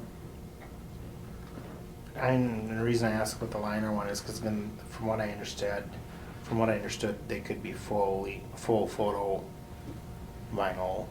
It wouldn't be like you could do CAD, but you can also do your full quality photo image on those. Might reek the high heaven of ink, but It goes away quickly. Get used Yeah. to it. Yeah, would that still be $75 or would that I be? think so. They might burn that in ink. Yeah, I don't know, but we can talk more on that. You know, the initial thought was that DigiKey would be able to help print some of those, but come to the realization that the size was a bit larger than the plotter that we had.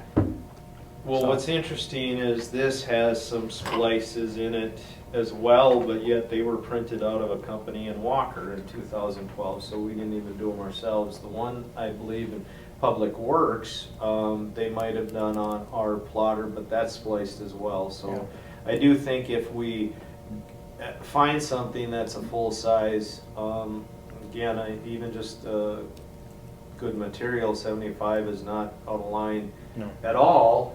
But I would also maybe say that if this has been here working since 2012, let's not rush. Let's make sure we make the right choice. Yep. And then we can get another 12 years out of the next set. Yep. So, Okay. Sounds good. That would be something that I would say that we should plan on every 10 years, saying it's 10 years, do our maps need to be renewed? No, since we're getting this new mapping, this is Yeah. gonna really be, okay. We're going to rates for stormwater fund. Am I correct about that? And I think he's got info and I have info. Okay. Where do you want to start?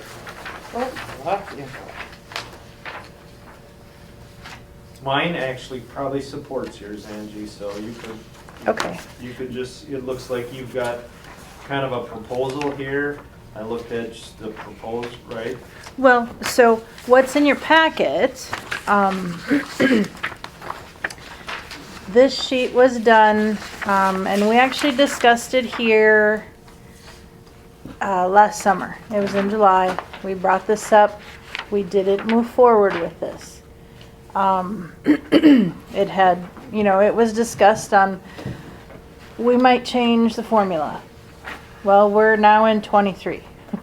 We have not changed these rates for 23 because they have not been approved.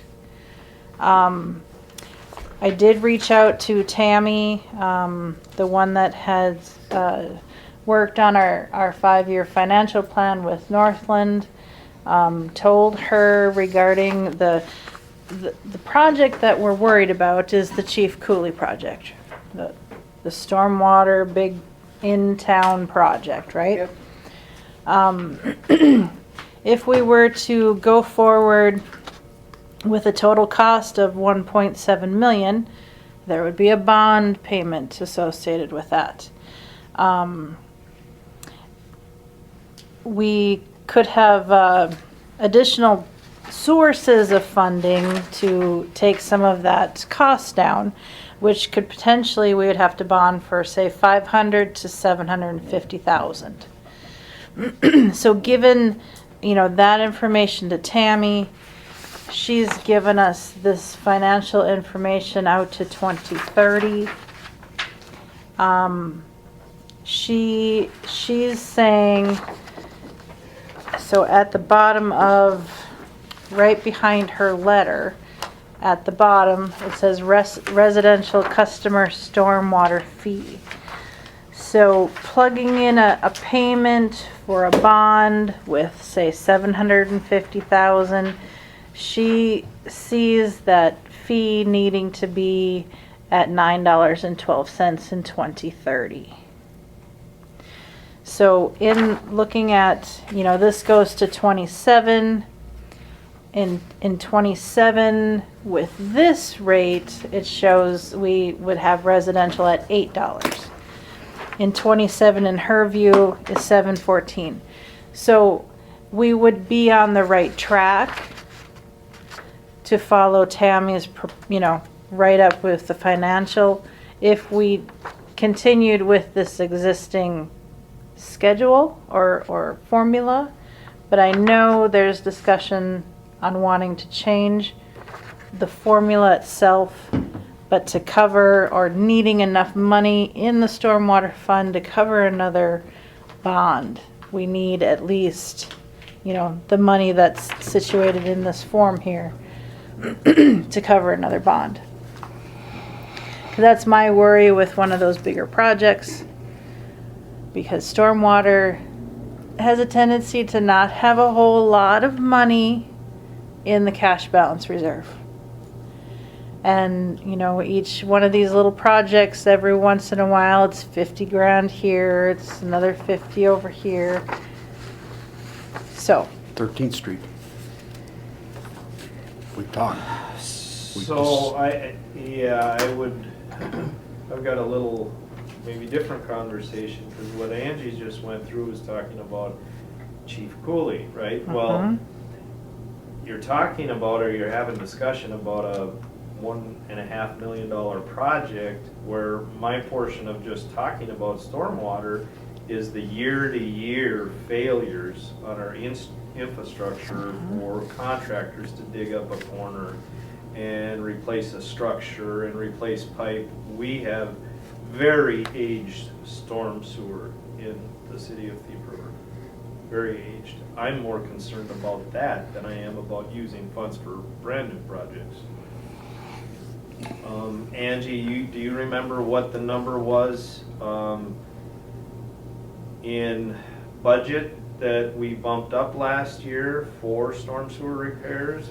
Did we move to 75,000? well, it's using these funds here. So, in the 23 budget, I don't think I went up to 350,000 as being collected. I know I went a little under just because I like to budget to Yeah, least meet and I'm exceed. sorry, contracts, that, remember that was one of the things that we bumped up was for basically emergency contracts of storm sewer repair. I don't remember that line And I item. think it was at $30,000 before, and we bumped it by, we might have went to 50, but I Right. even wanted to see it go up to like 70, 75. Because we had last spring, we had about 10 failures that we had to get fixed. Now granted, some of them were getting help from FEMA, but Right. we're not gonna see that every year, right? Right. That was our 100-year flood where we get some reimbursement there. So I guess what I'm saying is I definitely think we need to address stormwater utility.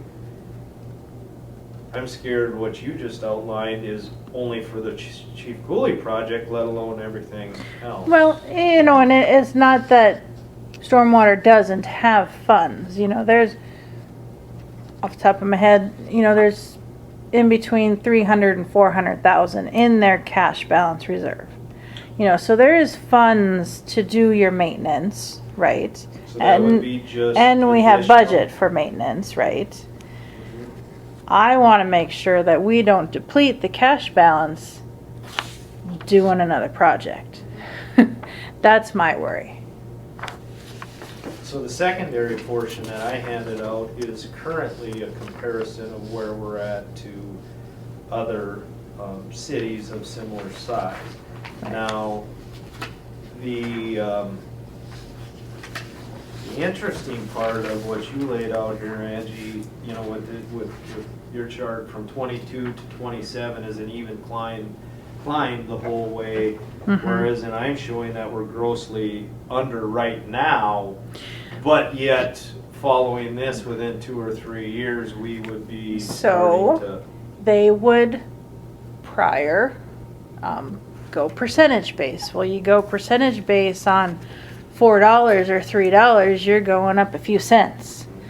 Where we changed it to go 50 cents a year and not a percentage base, which got us to within range, but we're not going to be even at $7 until 2025. So would it make any sense to do a quicker jump since we're so low now, or would we hear too much public outcry for that? In other words, when you look at this, the nearest one is $7, which is what we're expected to hit in 2025, right? And I'm not asking to go to 7, but do you And want I to go think to 6, or do you want to go even a little higher, or? I would be fine with continuing with the 23 that's laid out in here. What I guess I'm asking is, are you guys fine with doing, say, another 3 years or 5 years? Or did you want to do 1 year based then off the LiDAR that happens this spring and looking at your impervious and non-impervious areas and redo the formula? I'd prefer to wait on the minor stuff, but. Well, so for 23, I think we need to move forward, so With we, your standard, yep, this projected jump rate, that's list, right, yep. but Don't go like past. And I'm fine with that. Revisit it again in 1 year, Yep. or whatever, but. We could do the 1 year. I just out of curiosity is going, we have the stormwater, but I would like to have, Angie, if you can do the same thing for utilities on here. Okay, what do we get, what other, what does, Burgess Falls have for utilities? What are they, water rates, what is their electrical rates, you know what I mean? Did we, There's some of See that that, right here, not that- Mike, in that packet that I. Is there? okay. So you'll see Which one? Waseca's got one in there that has And then the if you same go on. thing for a comparable chart. Wasika has the same thing. Oh, yeah. Okay. Never mind. Okay. I was still on page 1.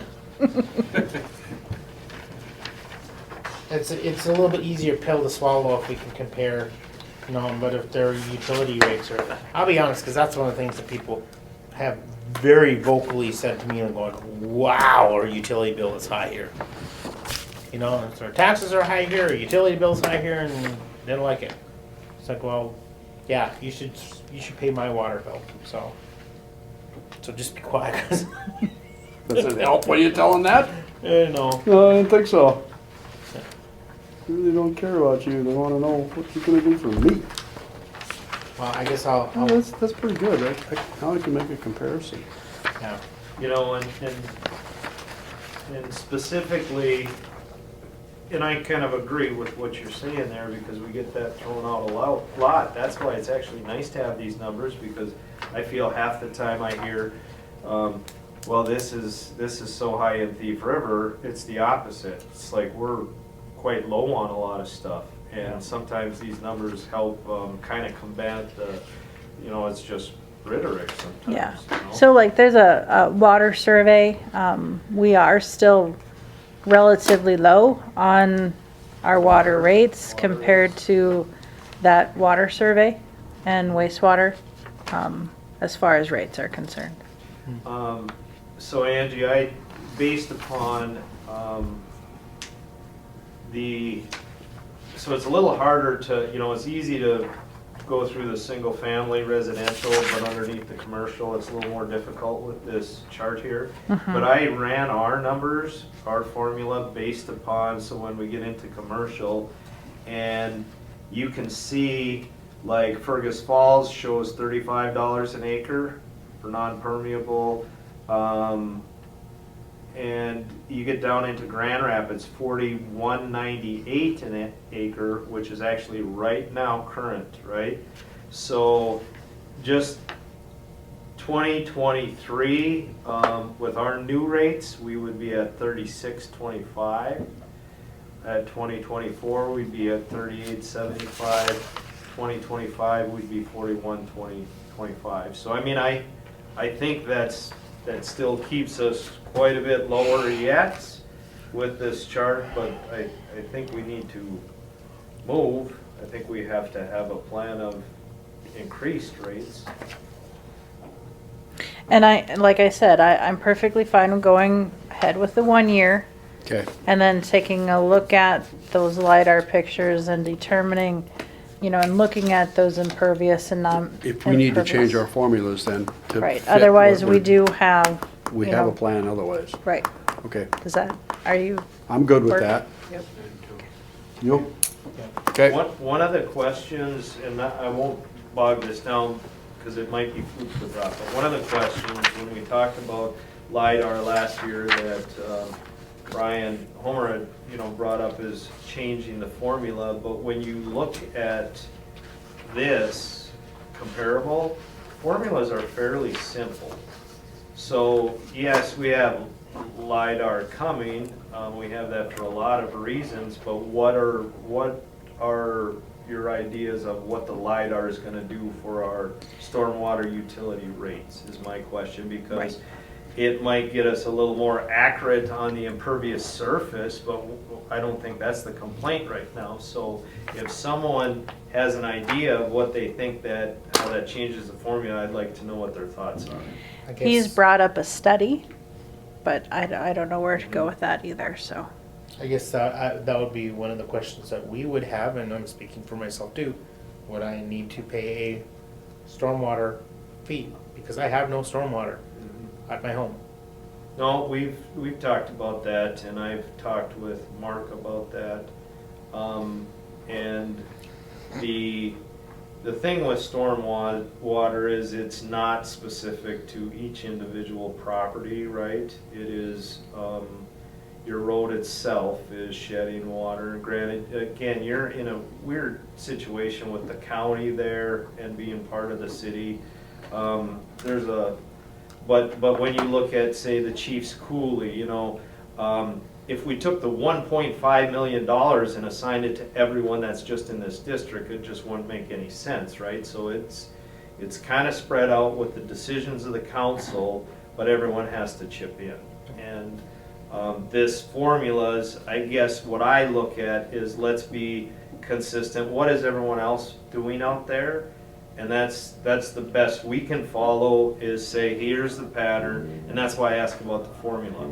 You know, and if LiDAR's gonna change anything, because if we see every other city following a fair pattern, here's the 5 different choices, what do you guys like?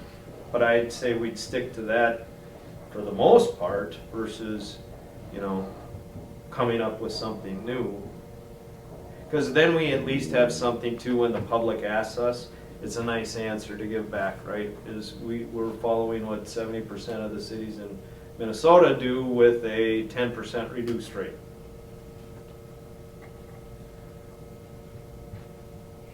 Okay. I don't know how we change the formulas either, to be honest with you. They're pretty accurate. It seems like that's what everybody else is doing too. Although they are a little bit higher than we are. Right on down the line. For their commercial. Okay, so we're gonna stick with what we're doing right now for this year. Yes. And then we're going to look at it again as we come up on next year. But we need to do a council action to finalize that. To increase it, yeah. Yeah. Okay. And I'm Leave it gonna, at just 2023 then? and I can let Jeremy know. Are you wanting it to change on the March billing, which is February usage, which is, they're just in the process. I mean, he's gonna have to change the rates like right now. Cause he'll pull the readings, on the 16th. They then go through all of their calculations and print the bills at the end of the month here. So in So other are you words, wanting it March 1st or April 1st? you better do it now. If you go any further down the road, Maybe now, I mean, you'd be, you're gonna short yourself considerably. You'd short 4 months. If you don't Plus do it 3. now, well, 3, excuse me. But that's kind of a big price hike without letting the people know. it would be 50 cents on their bill. That's true. Except for those that, for 300 people, 400 people, then it's by acre, and then it's just $1 more per acre. Oh, okay. Do we dare run it through and ask council for our forgiveness after we get it done? Or should we Well, wait I'll till- make the RSA so it's effective for them. Wasn't this proposed as our potential rate over so many years? We talked, this exact sheet was given to you guys in July of '22. Wasn't this council as well shared that this is gonna be our projected so many years, so? Well, not, all council hasn't seen this, no. Oh, I was thinking we did not an RCA, but kind of an informational thing. Well, the last time that this was approved, we did approve it for, I think it was for 5 years. Yeah. I think. We're beyond that now. Yeah, so 22 was the last year. 23 would be new, so Sorry. going That's what forward. That's what I'm thinking as like. Yeah, And I think that should probably be just called out in the RCA that, you know, we are not gonna do a 5-year. right, I just have for 23 only. This is for this, there you go. Yeah. This is for this year and we're 23 gonna only. refigure this. Effective starting March. Okay. March billing. Let's do that. And we can put it as an RCA then and, Yep, okay? Everybody good? and I'll tell Jeremy so he's aware, so he Okay. can. Tell him not to rush with his bill then. Right. There you go. He'll hate us for that. Well, he's aware. Okay. As long as he knows. I asked him if it was going to be possible, if you guys were in agreement, if it was possible to have it for the March billing, and he said yes, so. Cool. The only thing else on here, the code is a city committee. code subcommittee. It was Kurt and Steve. So just to have you be aware, Mike and Michelle are already on other code committees.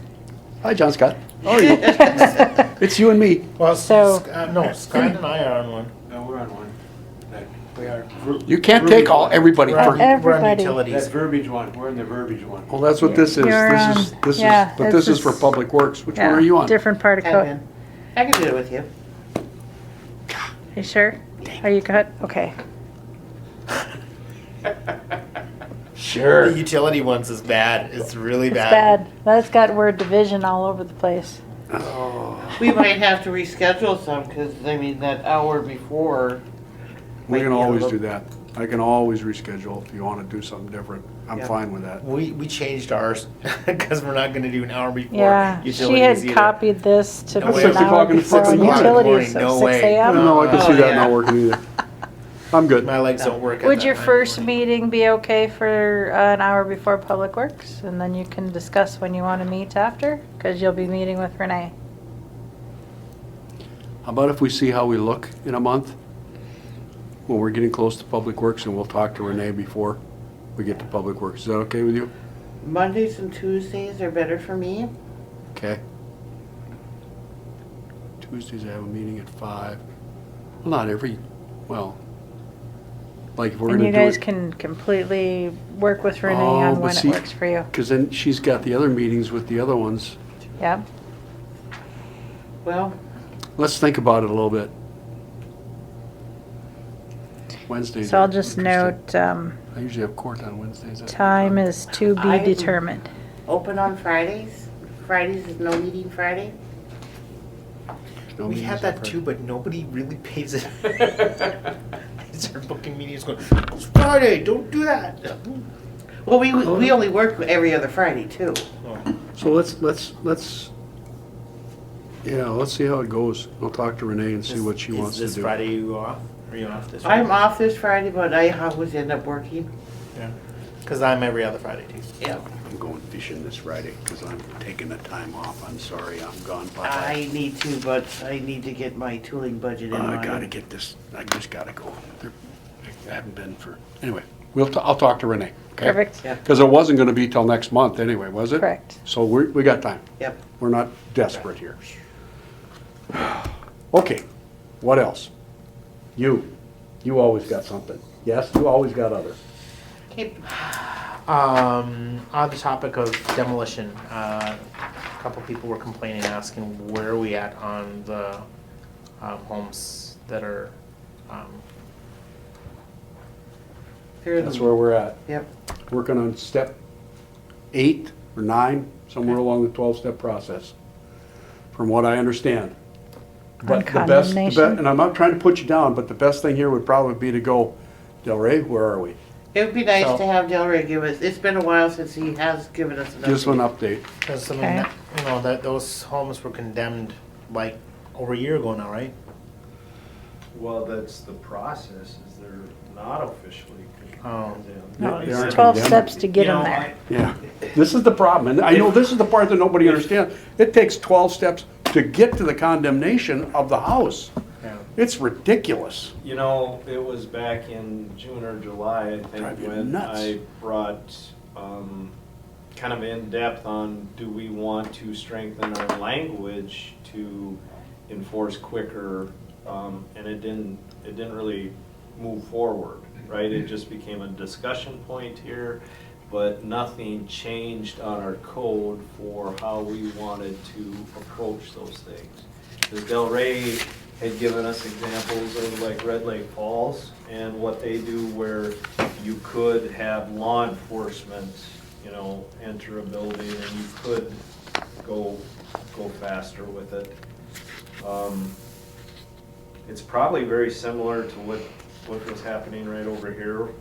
It's a very long process. It could get expensive for the city if you're gonna push that button, so it's just a matter of where do you wanna be with it, right?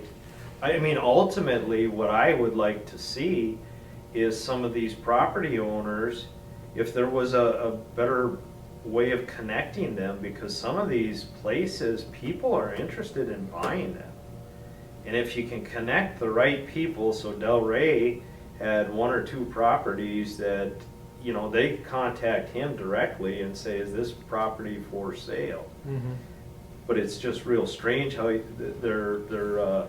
some you know, distant relative that's not even around here, and it just, these things spin, and they pay their mowing bills, they Yeah. pay their sidewalk bills, cause it just goes to the, you know, estate or whatever. I don't know if we could, I would just like to see, you know, some of those move into new hands, because they would get cleaned up with the new owners, and then they wouldn't be cost to the city. Yeah. What would worry me a little bit is if we take them in, then are we just adding another property for trying to recoup for city funds, right? Is now we spent, demolition costs are going up.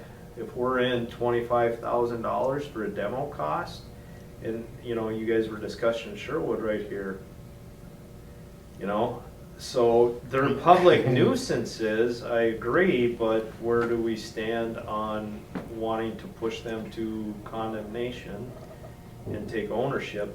Do we try to push harder on the county? At what point is this partly the county, you know, for, Well, they have to be they have to be Forfeited. delinquent 7 years before right? they're That's where forfeited. this is weird. And is if they're 'cause paying the they- property taxes, there's nothing to do. Yeah, To me, I would, and it's just me saying it again, it's condemned.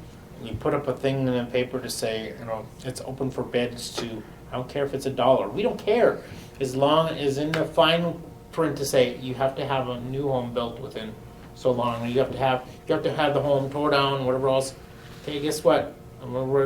They're paying probably $200, $300 in property tax. New home, they're gonna get that back in the first quarter. You know what I mean? right, but that's kind of what, with this process that's tough, is that if distant relative is paying their property tax with the county, we don't have a lot of tools. We could try to, you know, that's where some of that language came up, is do we want to take more? I don't. Okay. I can ask Del Rey on it. Okay, because I don't know where because that's our big fear is if we take one down and it's 30, 35,000. We And you have got, 20 in the budget. yeah, I know, we don't have enough in the budget, but, I mean, we got really lucky with that one that we did tear down. I mean, it had to be taken down. But that's exactly what I'd love to see these other ones go, okay? If you want to tear it down, the lot's yours. And, you know, we did that. I don't think he'll do it again because he's still sitting on it.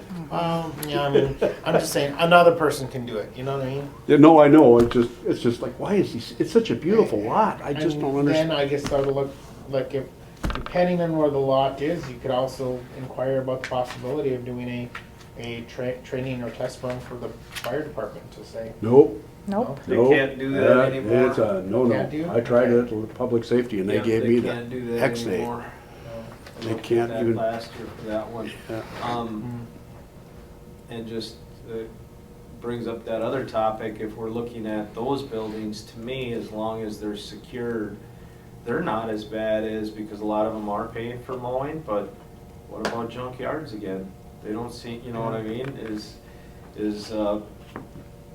enforcement of that, it seems like there's still a lot of that. We've got maybe the worst one done, but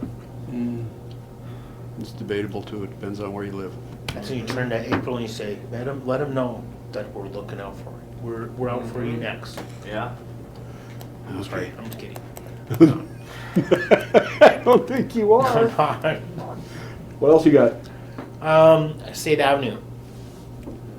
Have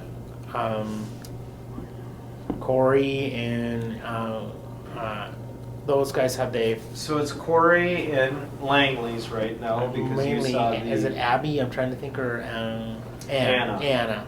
so what was She it? was the one that was most like. What was, I think I can explain that. What's most interesting about that is after our last meeting here, I think Anna and her husband, I think it's Adam is his name, I Okay. think they finally took a step to say, we need to think about ourselves, because for a long time it was like, let's just try to be this thing together, because they need to understand how that could affect them.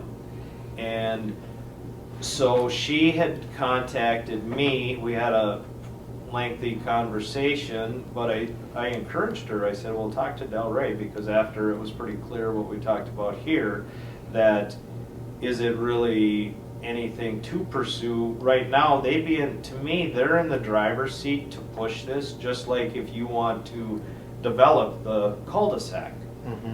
The city, it's not in our interest, right, city council, to spend investment dollars there unless they get the push. And the same thing would be with, we want to protect our utilities easement there. We don't want fences there for the reason being, but we talked about possibly a special use permit that we could allow, right? But still protecting our interests. Still then goes back to, do they want to push? Not, we need to run out and try to get them to sign it. I don't see where it's our interest in that. So if they push it, so what she did is then she talked to Delray afterwards just to find out, is that the case? And she went down there with her husband, and they did get some good answers. And what she wanted to, she says in there that she still wants to pursue the vacation, but without a vacation, she could post that property, right now. And she is kind of concerned with people walking through there, we'll say, because she has what's considered the old greenhouse, Yep. you know, kind of. So, and that's what I told her. I said, you can still post that the way we talked about it, and if you question it, you can talk to Delray.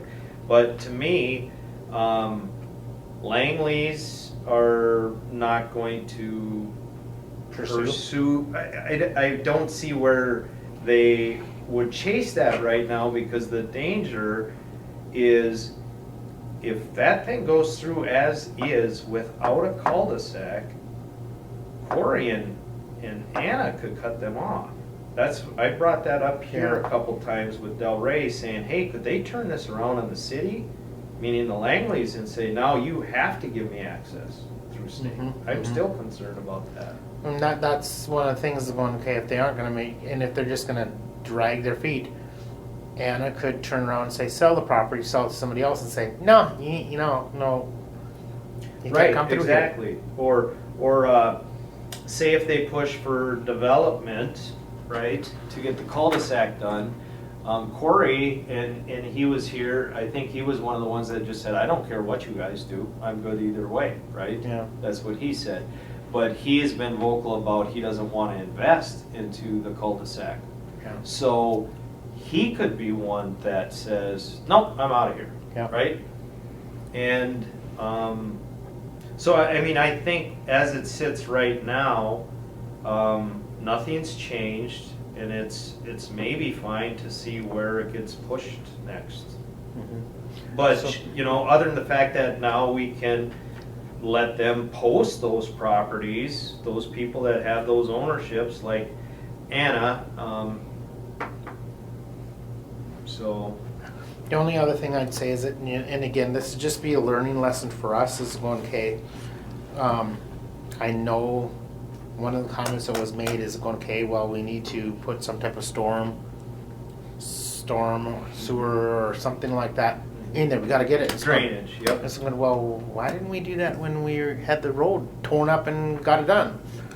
I mean, we do have a few spots like that. I would say, let's look at that as an opportunity in the future. So I think I can kind of answer that. I go to myself, who would have ever built it this way? I know. That just floors me. Yeah. Even in 1950, I can't imagine that you thought it was okay to dump it off there. But to get to last year, that's when I noticed it, is during construction. Yeah. And then it was like, Too late. it's kind of too late, and I will also say that I could hire like our contractor, Andy Anderson, who I have doing our emergency. I could hire him to put that drainage in, probably cheaper than Davidson would have put it in for us, or I should say Agassiz Asphalt. Yeah. So I think cost-wise, we're still, and we can work under, we still, I think, could get, especially if we separate it, we can get under the $25,000 mark where we can just hire that out. Decision here gets made, I can say go do that. And I would actually still push that we should consider that type of moving forward. We should. It'll relieve that ditch problem. That's what got me buggered. I know you feel the same way, but from the start, my concern is what if he wants to block that ditch up? Because he doesn't have there's no easement there for ditch easement, right? Right, yeah, that's one of the things that I kind of grilled Mark about. The American Inn has another situation, several of these drainages, I've asked Mark, well, what was the practice in the city? How did that happen? And it was something that they used to do, but I think moving forward, we need to be better about that practice. But the American Inn, one of the resident that brings up the complaints quite a bit, they have drainage that comes off of like Senate's parking lot and it goes through there. It's this community ditch where everyone's property line meets, right?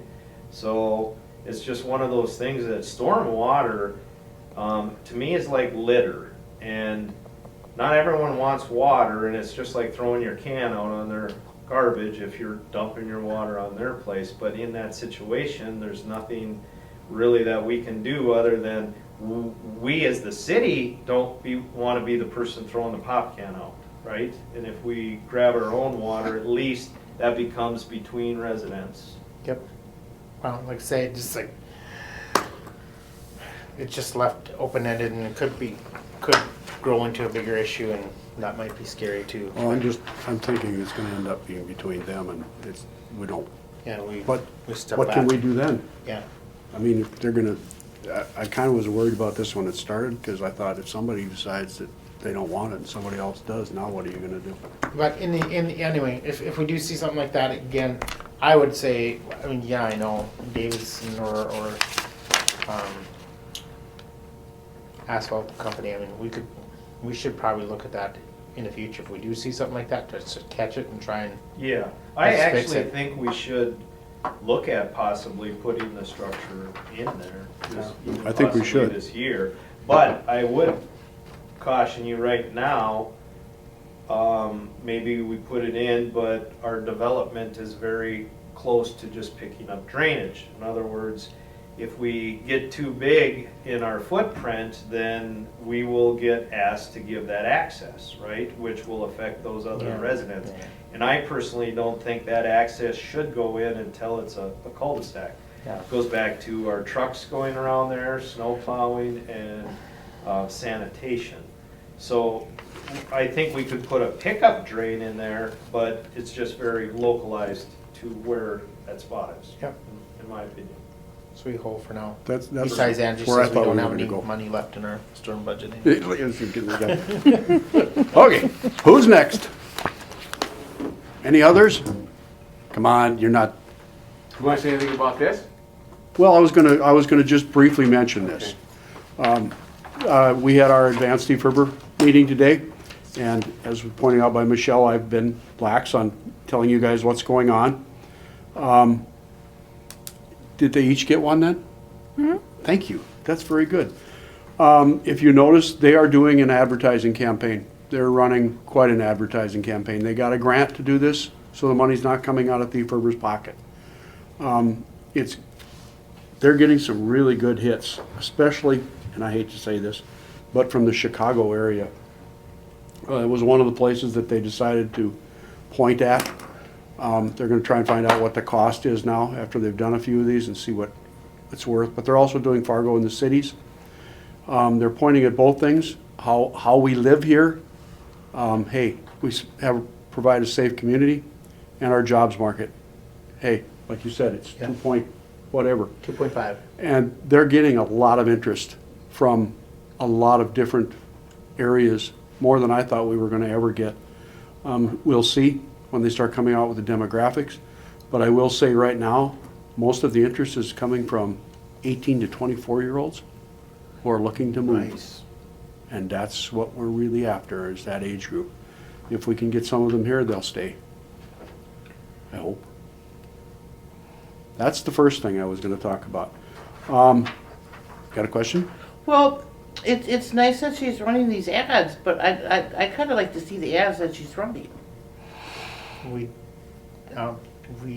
did not, I don't know, I was gonna say, we did not pay for their services, so I don't know if we have much say in it. Well, we can see them, it just, how shall I say Well, they're it? on Facebook.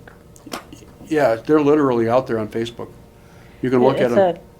It's the original video that was prepared, and she cut it down to a 20-second and a 10-second.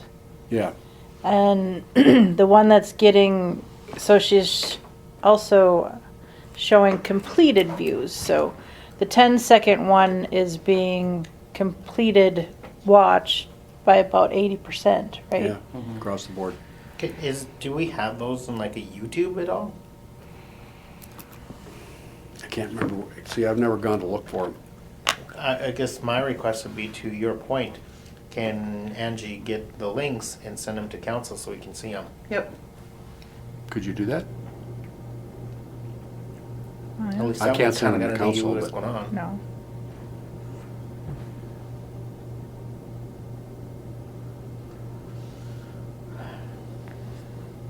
Well, whilst you're looking, I'm gonna go on, because we wanna get out of Yeah. here. Yep. They're really working on the childcare movement. It's going much better, I think, than they planned it to go. They've got these groups working on these different areas, and everything seems to be kind of falling into place. Their biggest thing is all the people that they've lost, all the home daycares especially. And that's one of the things they're trying to figure out. Why did all these people back out and stop? What was- Government regulation. I think that's a lot to do with it. Yep. I mean, I personally know the licensing person, and that they're not, you got a lot of hoops to jump through just to make it work. And they get scared when one person gets literally taken out because something happened to a child in their care, and they lose their whole business and like that. They're shut down. I think that scared out a lot of them here in Thief River, because it happened at two different daycares within a few months of each other. Maybe a couple of, they might have both been things that probably should have been done, but I think it scared the daycares. COVID too. We, Right. Yeah, COVID would have wiped out a lot, because then you're running that risk of, oh, this, you know how it works. This Yep. child's sick. right before COVID though, we had a family member really close to us that was a daycare person, and they came to wake up the baby that they're mainly watching. It was dead. I mean, not really. I mean, it was a SIDS situation, and what are you gonna do? Oof. But that was it. They're done. Yeah. They That's heartbreaking. shut down. in the interest of time, if you guys will just take a few minutes and read through this, and then when you got questions, give me a holler, will you? Because this pretty much says what she's been doing for the last couple months. And you're gonna find that video? Well, there's a video here. Join us Thief River. Facebook today, that childcare one. Okay. I didn't dig into it because I didn't think it. Does she have them on the Facebook page itself? Well, it's under Advanced Thief River. If you just go to Google and type in Join Us Thief River, it does come up to a video. Hearts will always lead us home. And that's kind of the theme on this, is Join Us Thief River. Thousands of people It's call the what they're Thief pushing. Falls Like I said, they're area pushing two different aspects. They're pushing the residential, hey, come and see our community, we've got schools, hospitals, yada, yada, yada. And the second push is to, hey, Yeah, so we this have is the employment short opportunity. one. Okay. But it's just, I don't know if you didn't hear it. I've seen it. We may not know where this life will take us, but our hearts will always lead us home. Thousands of people call the Thief River Falls area home, and you can too. Come on home. find a beautiful life where two rivers meet. I mean, it just shows pictures, but Google Join Us Thief River and you'll get to that page. Okay. All right. You guys don't have anything more? Well, I just would ask a question, the difference between this and the CDB, what's the biggest difference? Because CDB's doing the same thing with the digital ads and they go to one of them versus. They're not looking for residents. They're looking for, Pardon me? they're not looking for residents. They're looking for For tourists. That's all they're looking. Okay. We're looking for people to move here to take jobs. We need people at Arctic, we need people at DigiKey, we need people at restaurants. If you haven't heard, Fozzy's is closing as of April 1st. Yep. They say they're moving out of town. I don't know quite what that means. I don't know if that means they're moving out to the perimeter here or if they're leaving town completely. I know because of rent, is what I heard. I don't know if it's true. Well, keep it here. It's because the owner and, oh, okay, never mind. Can we close this meeting then? Sure. Okay, we can close. Okay.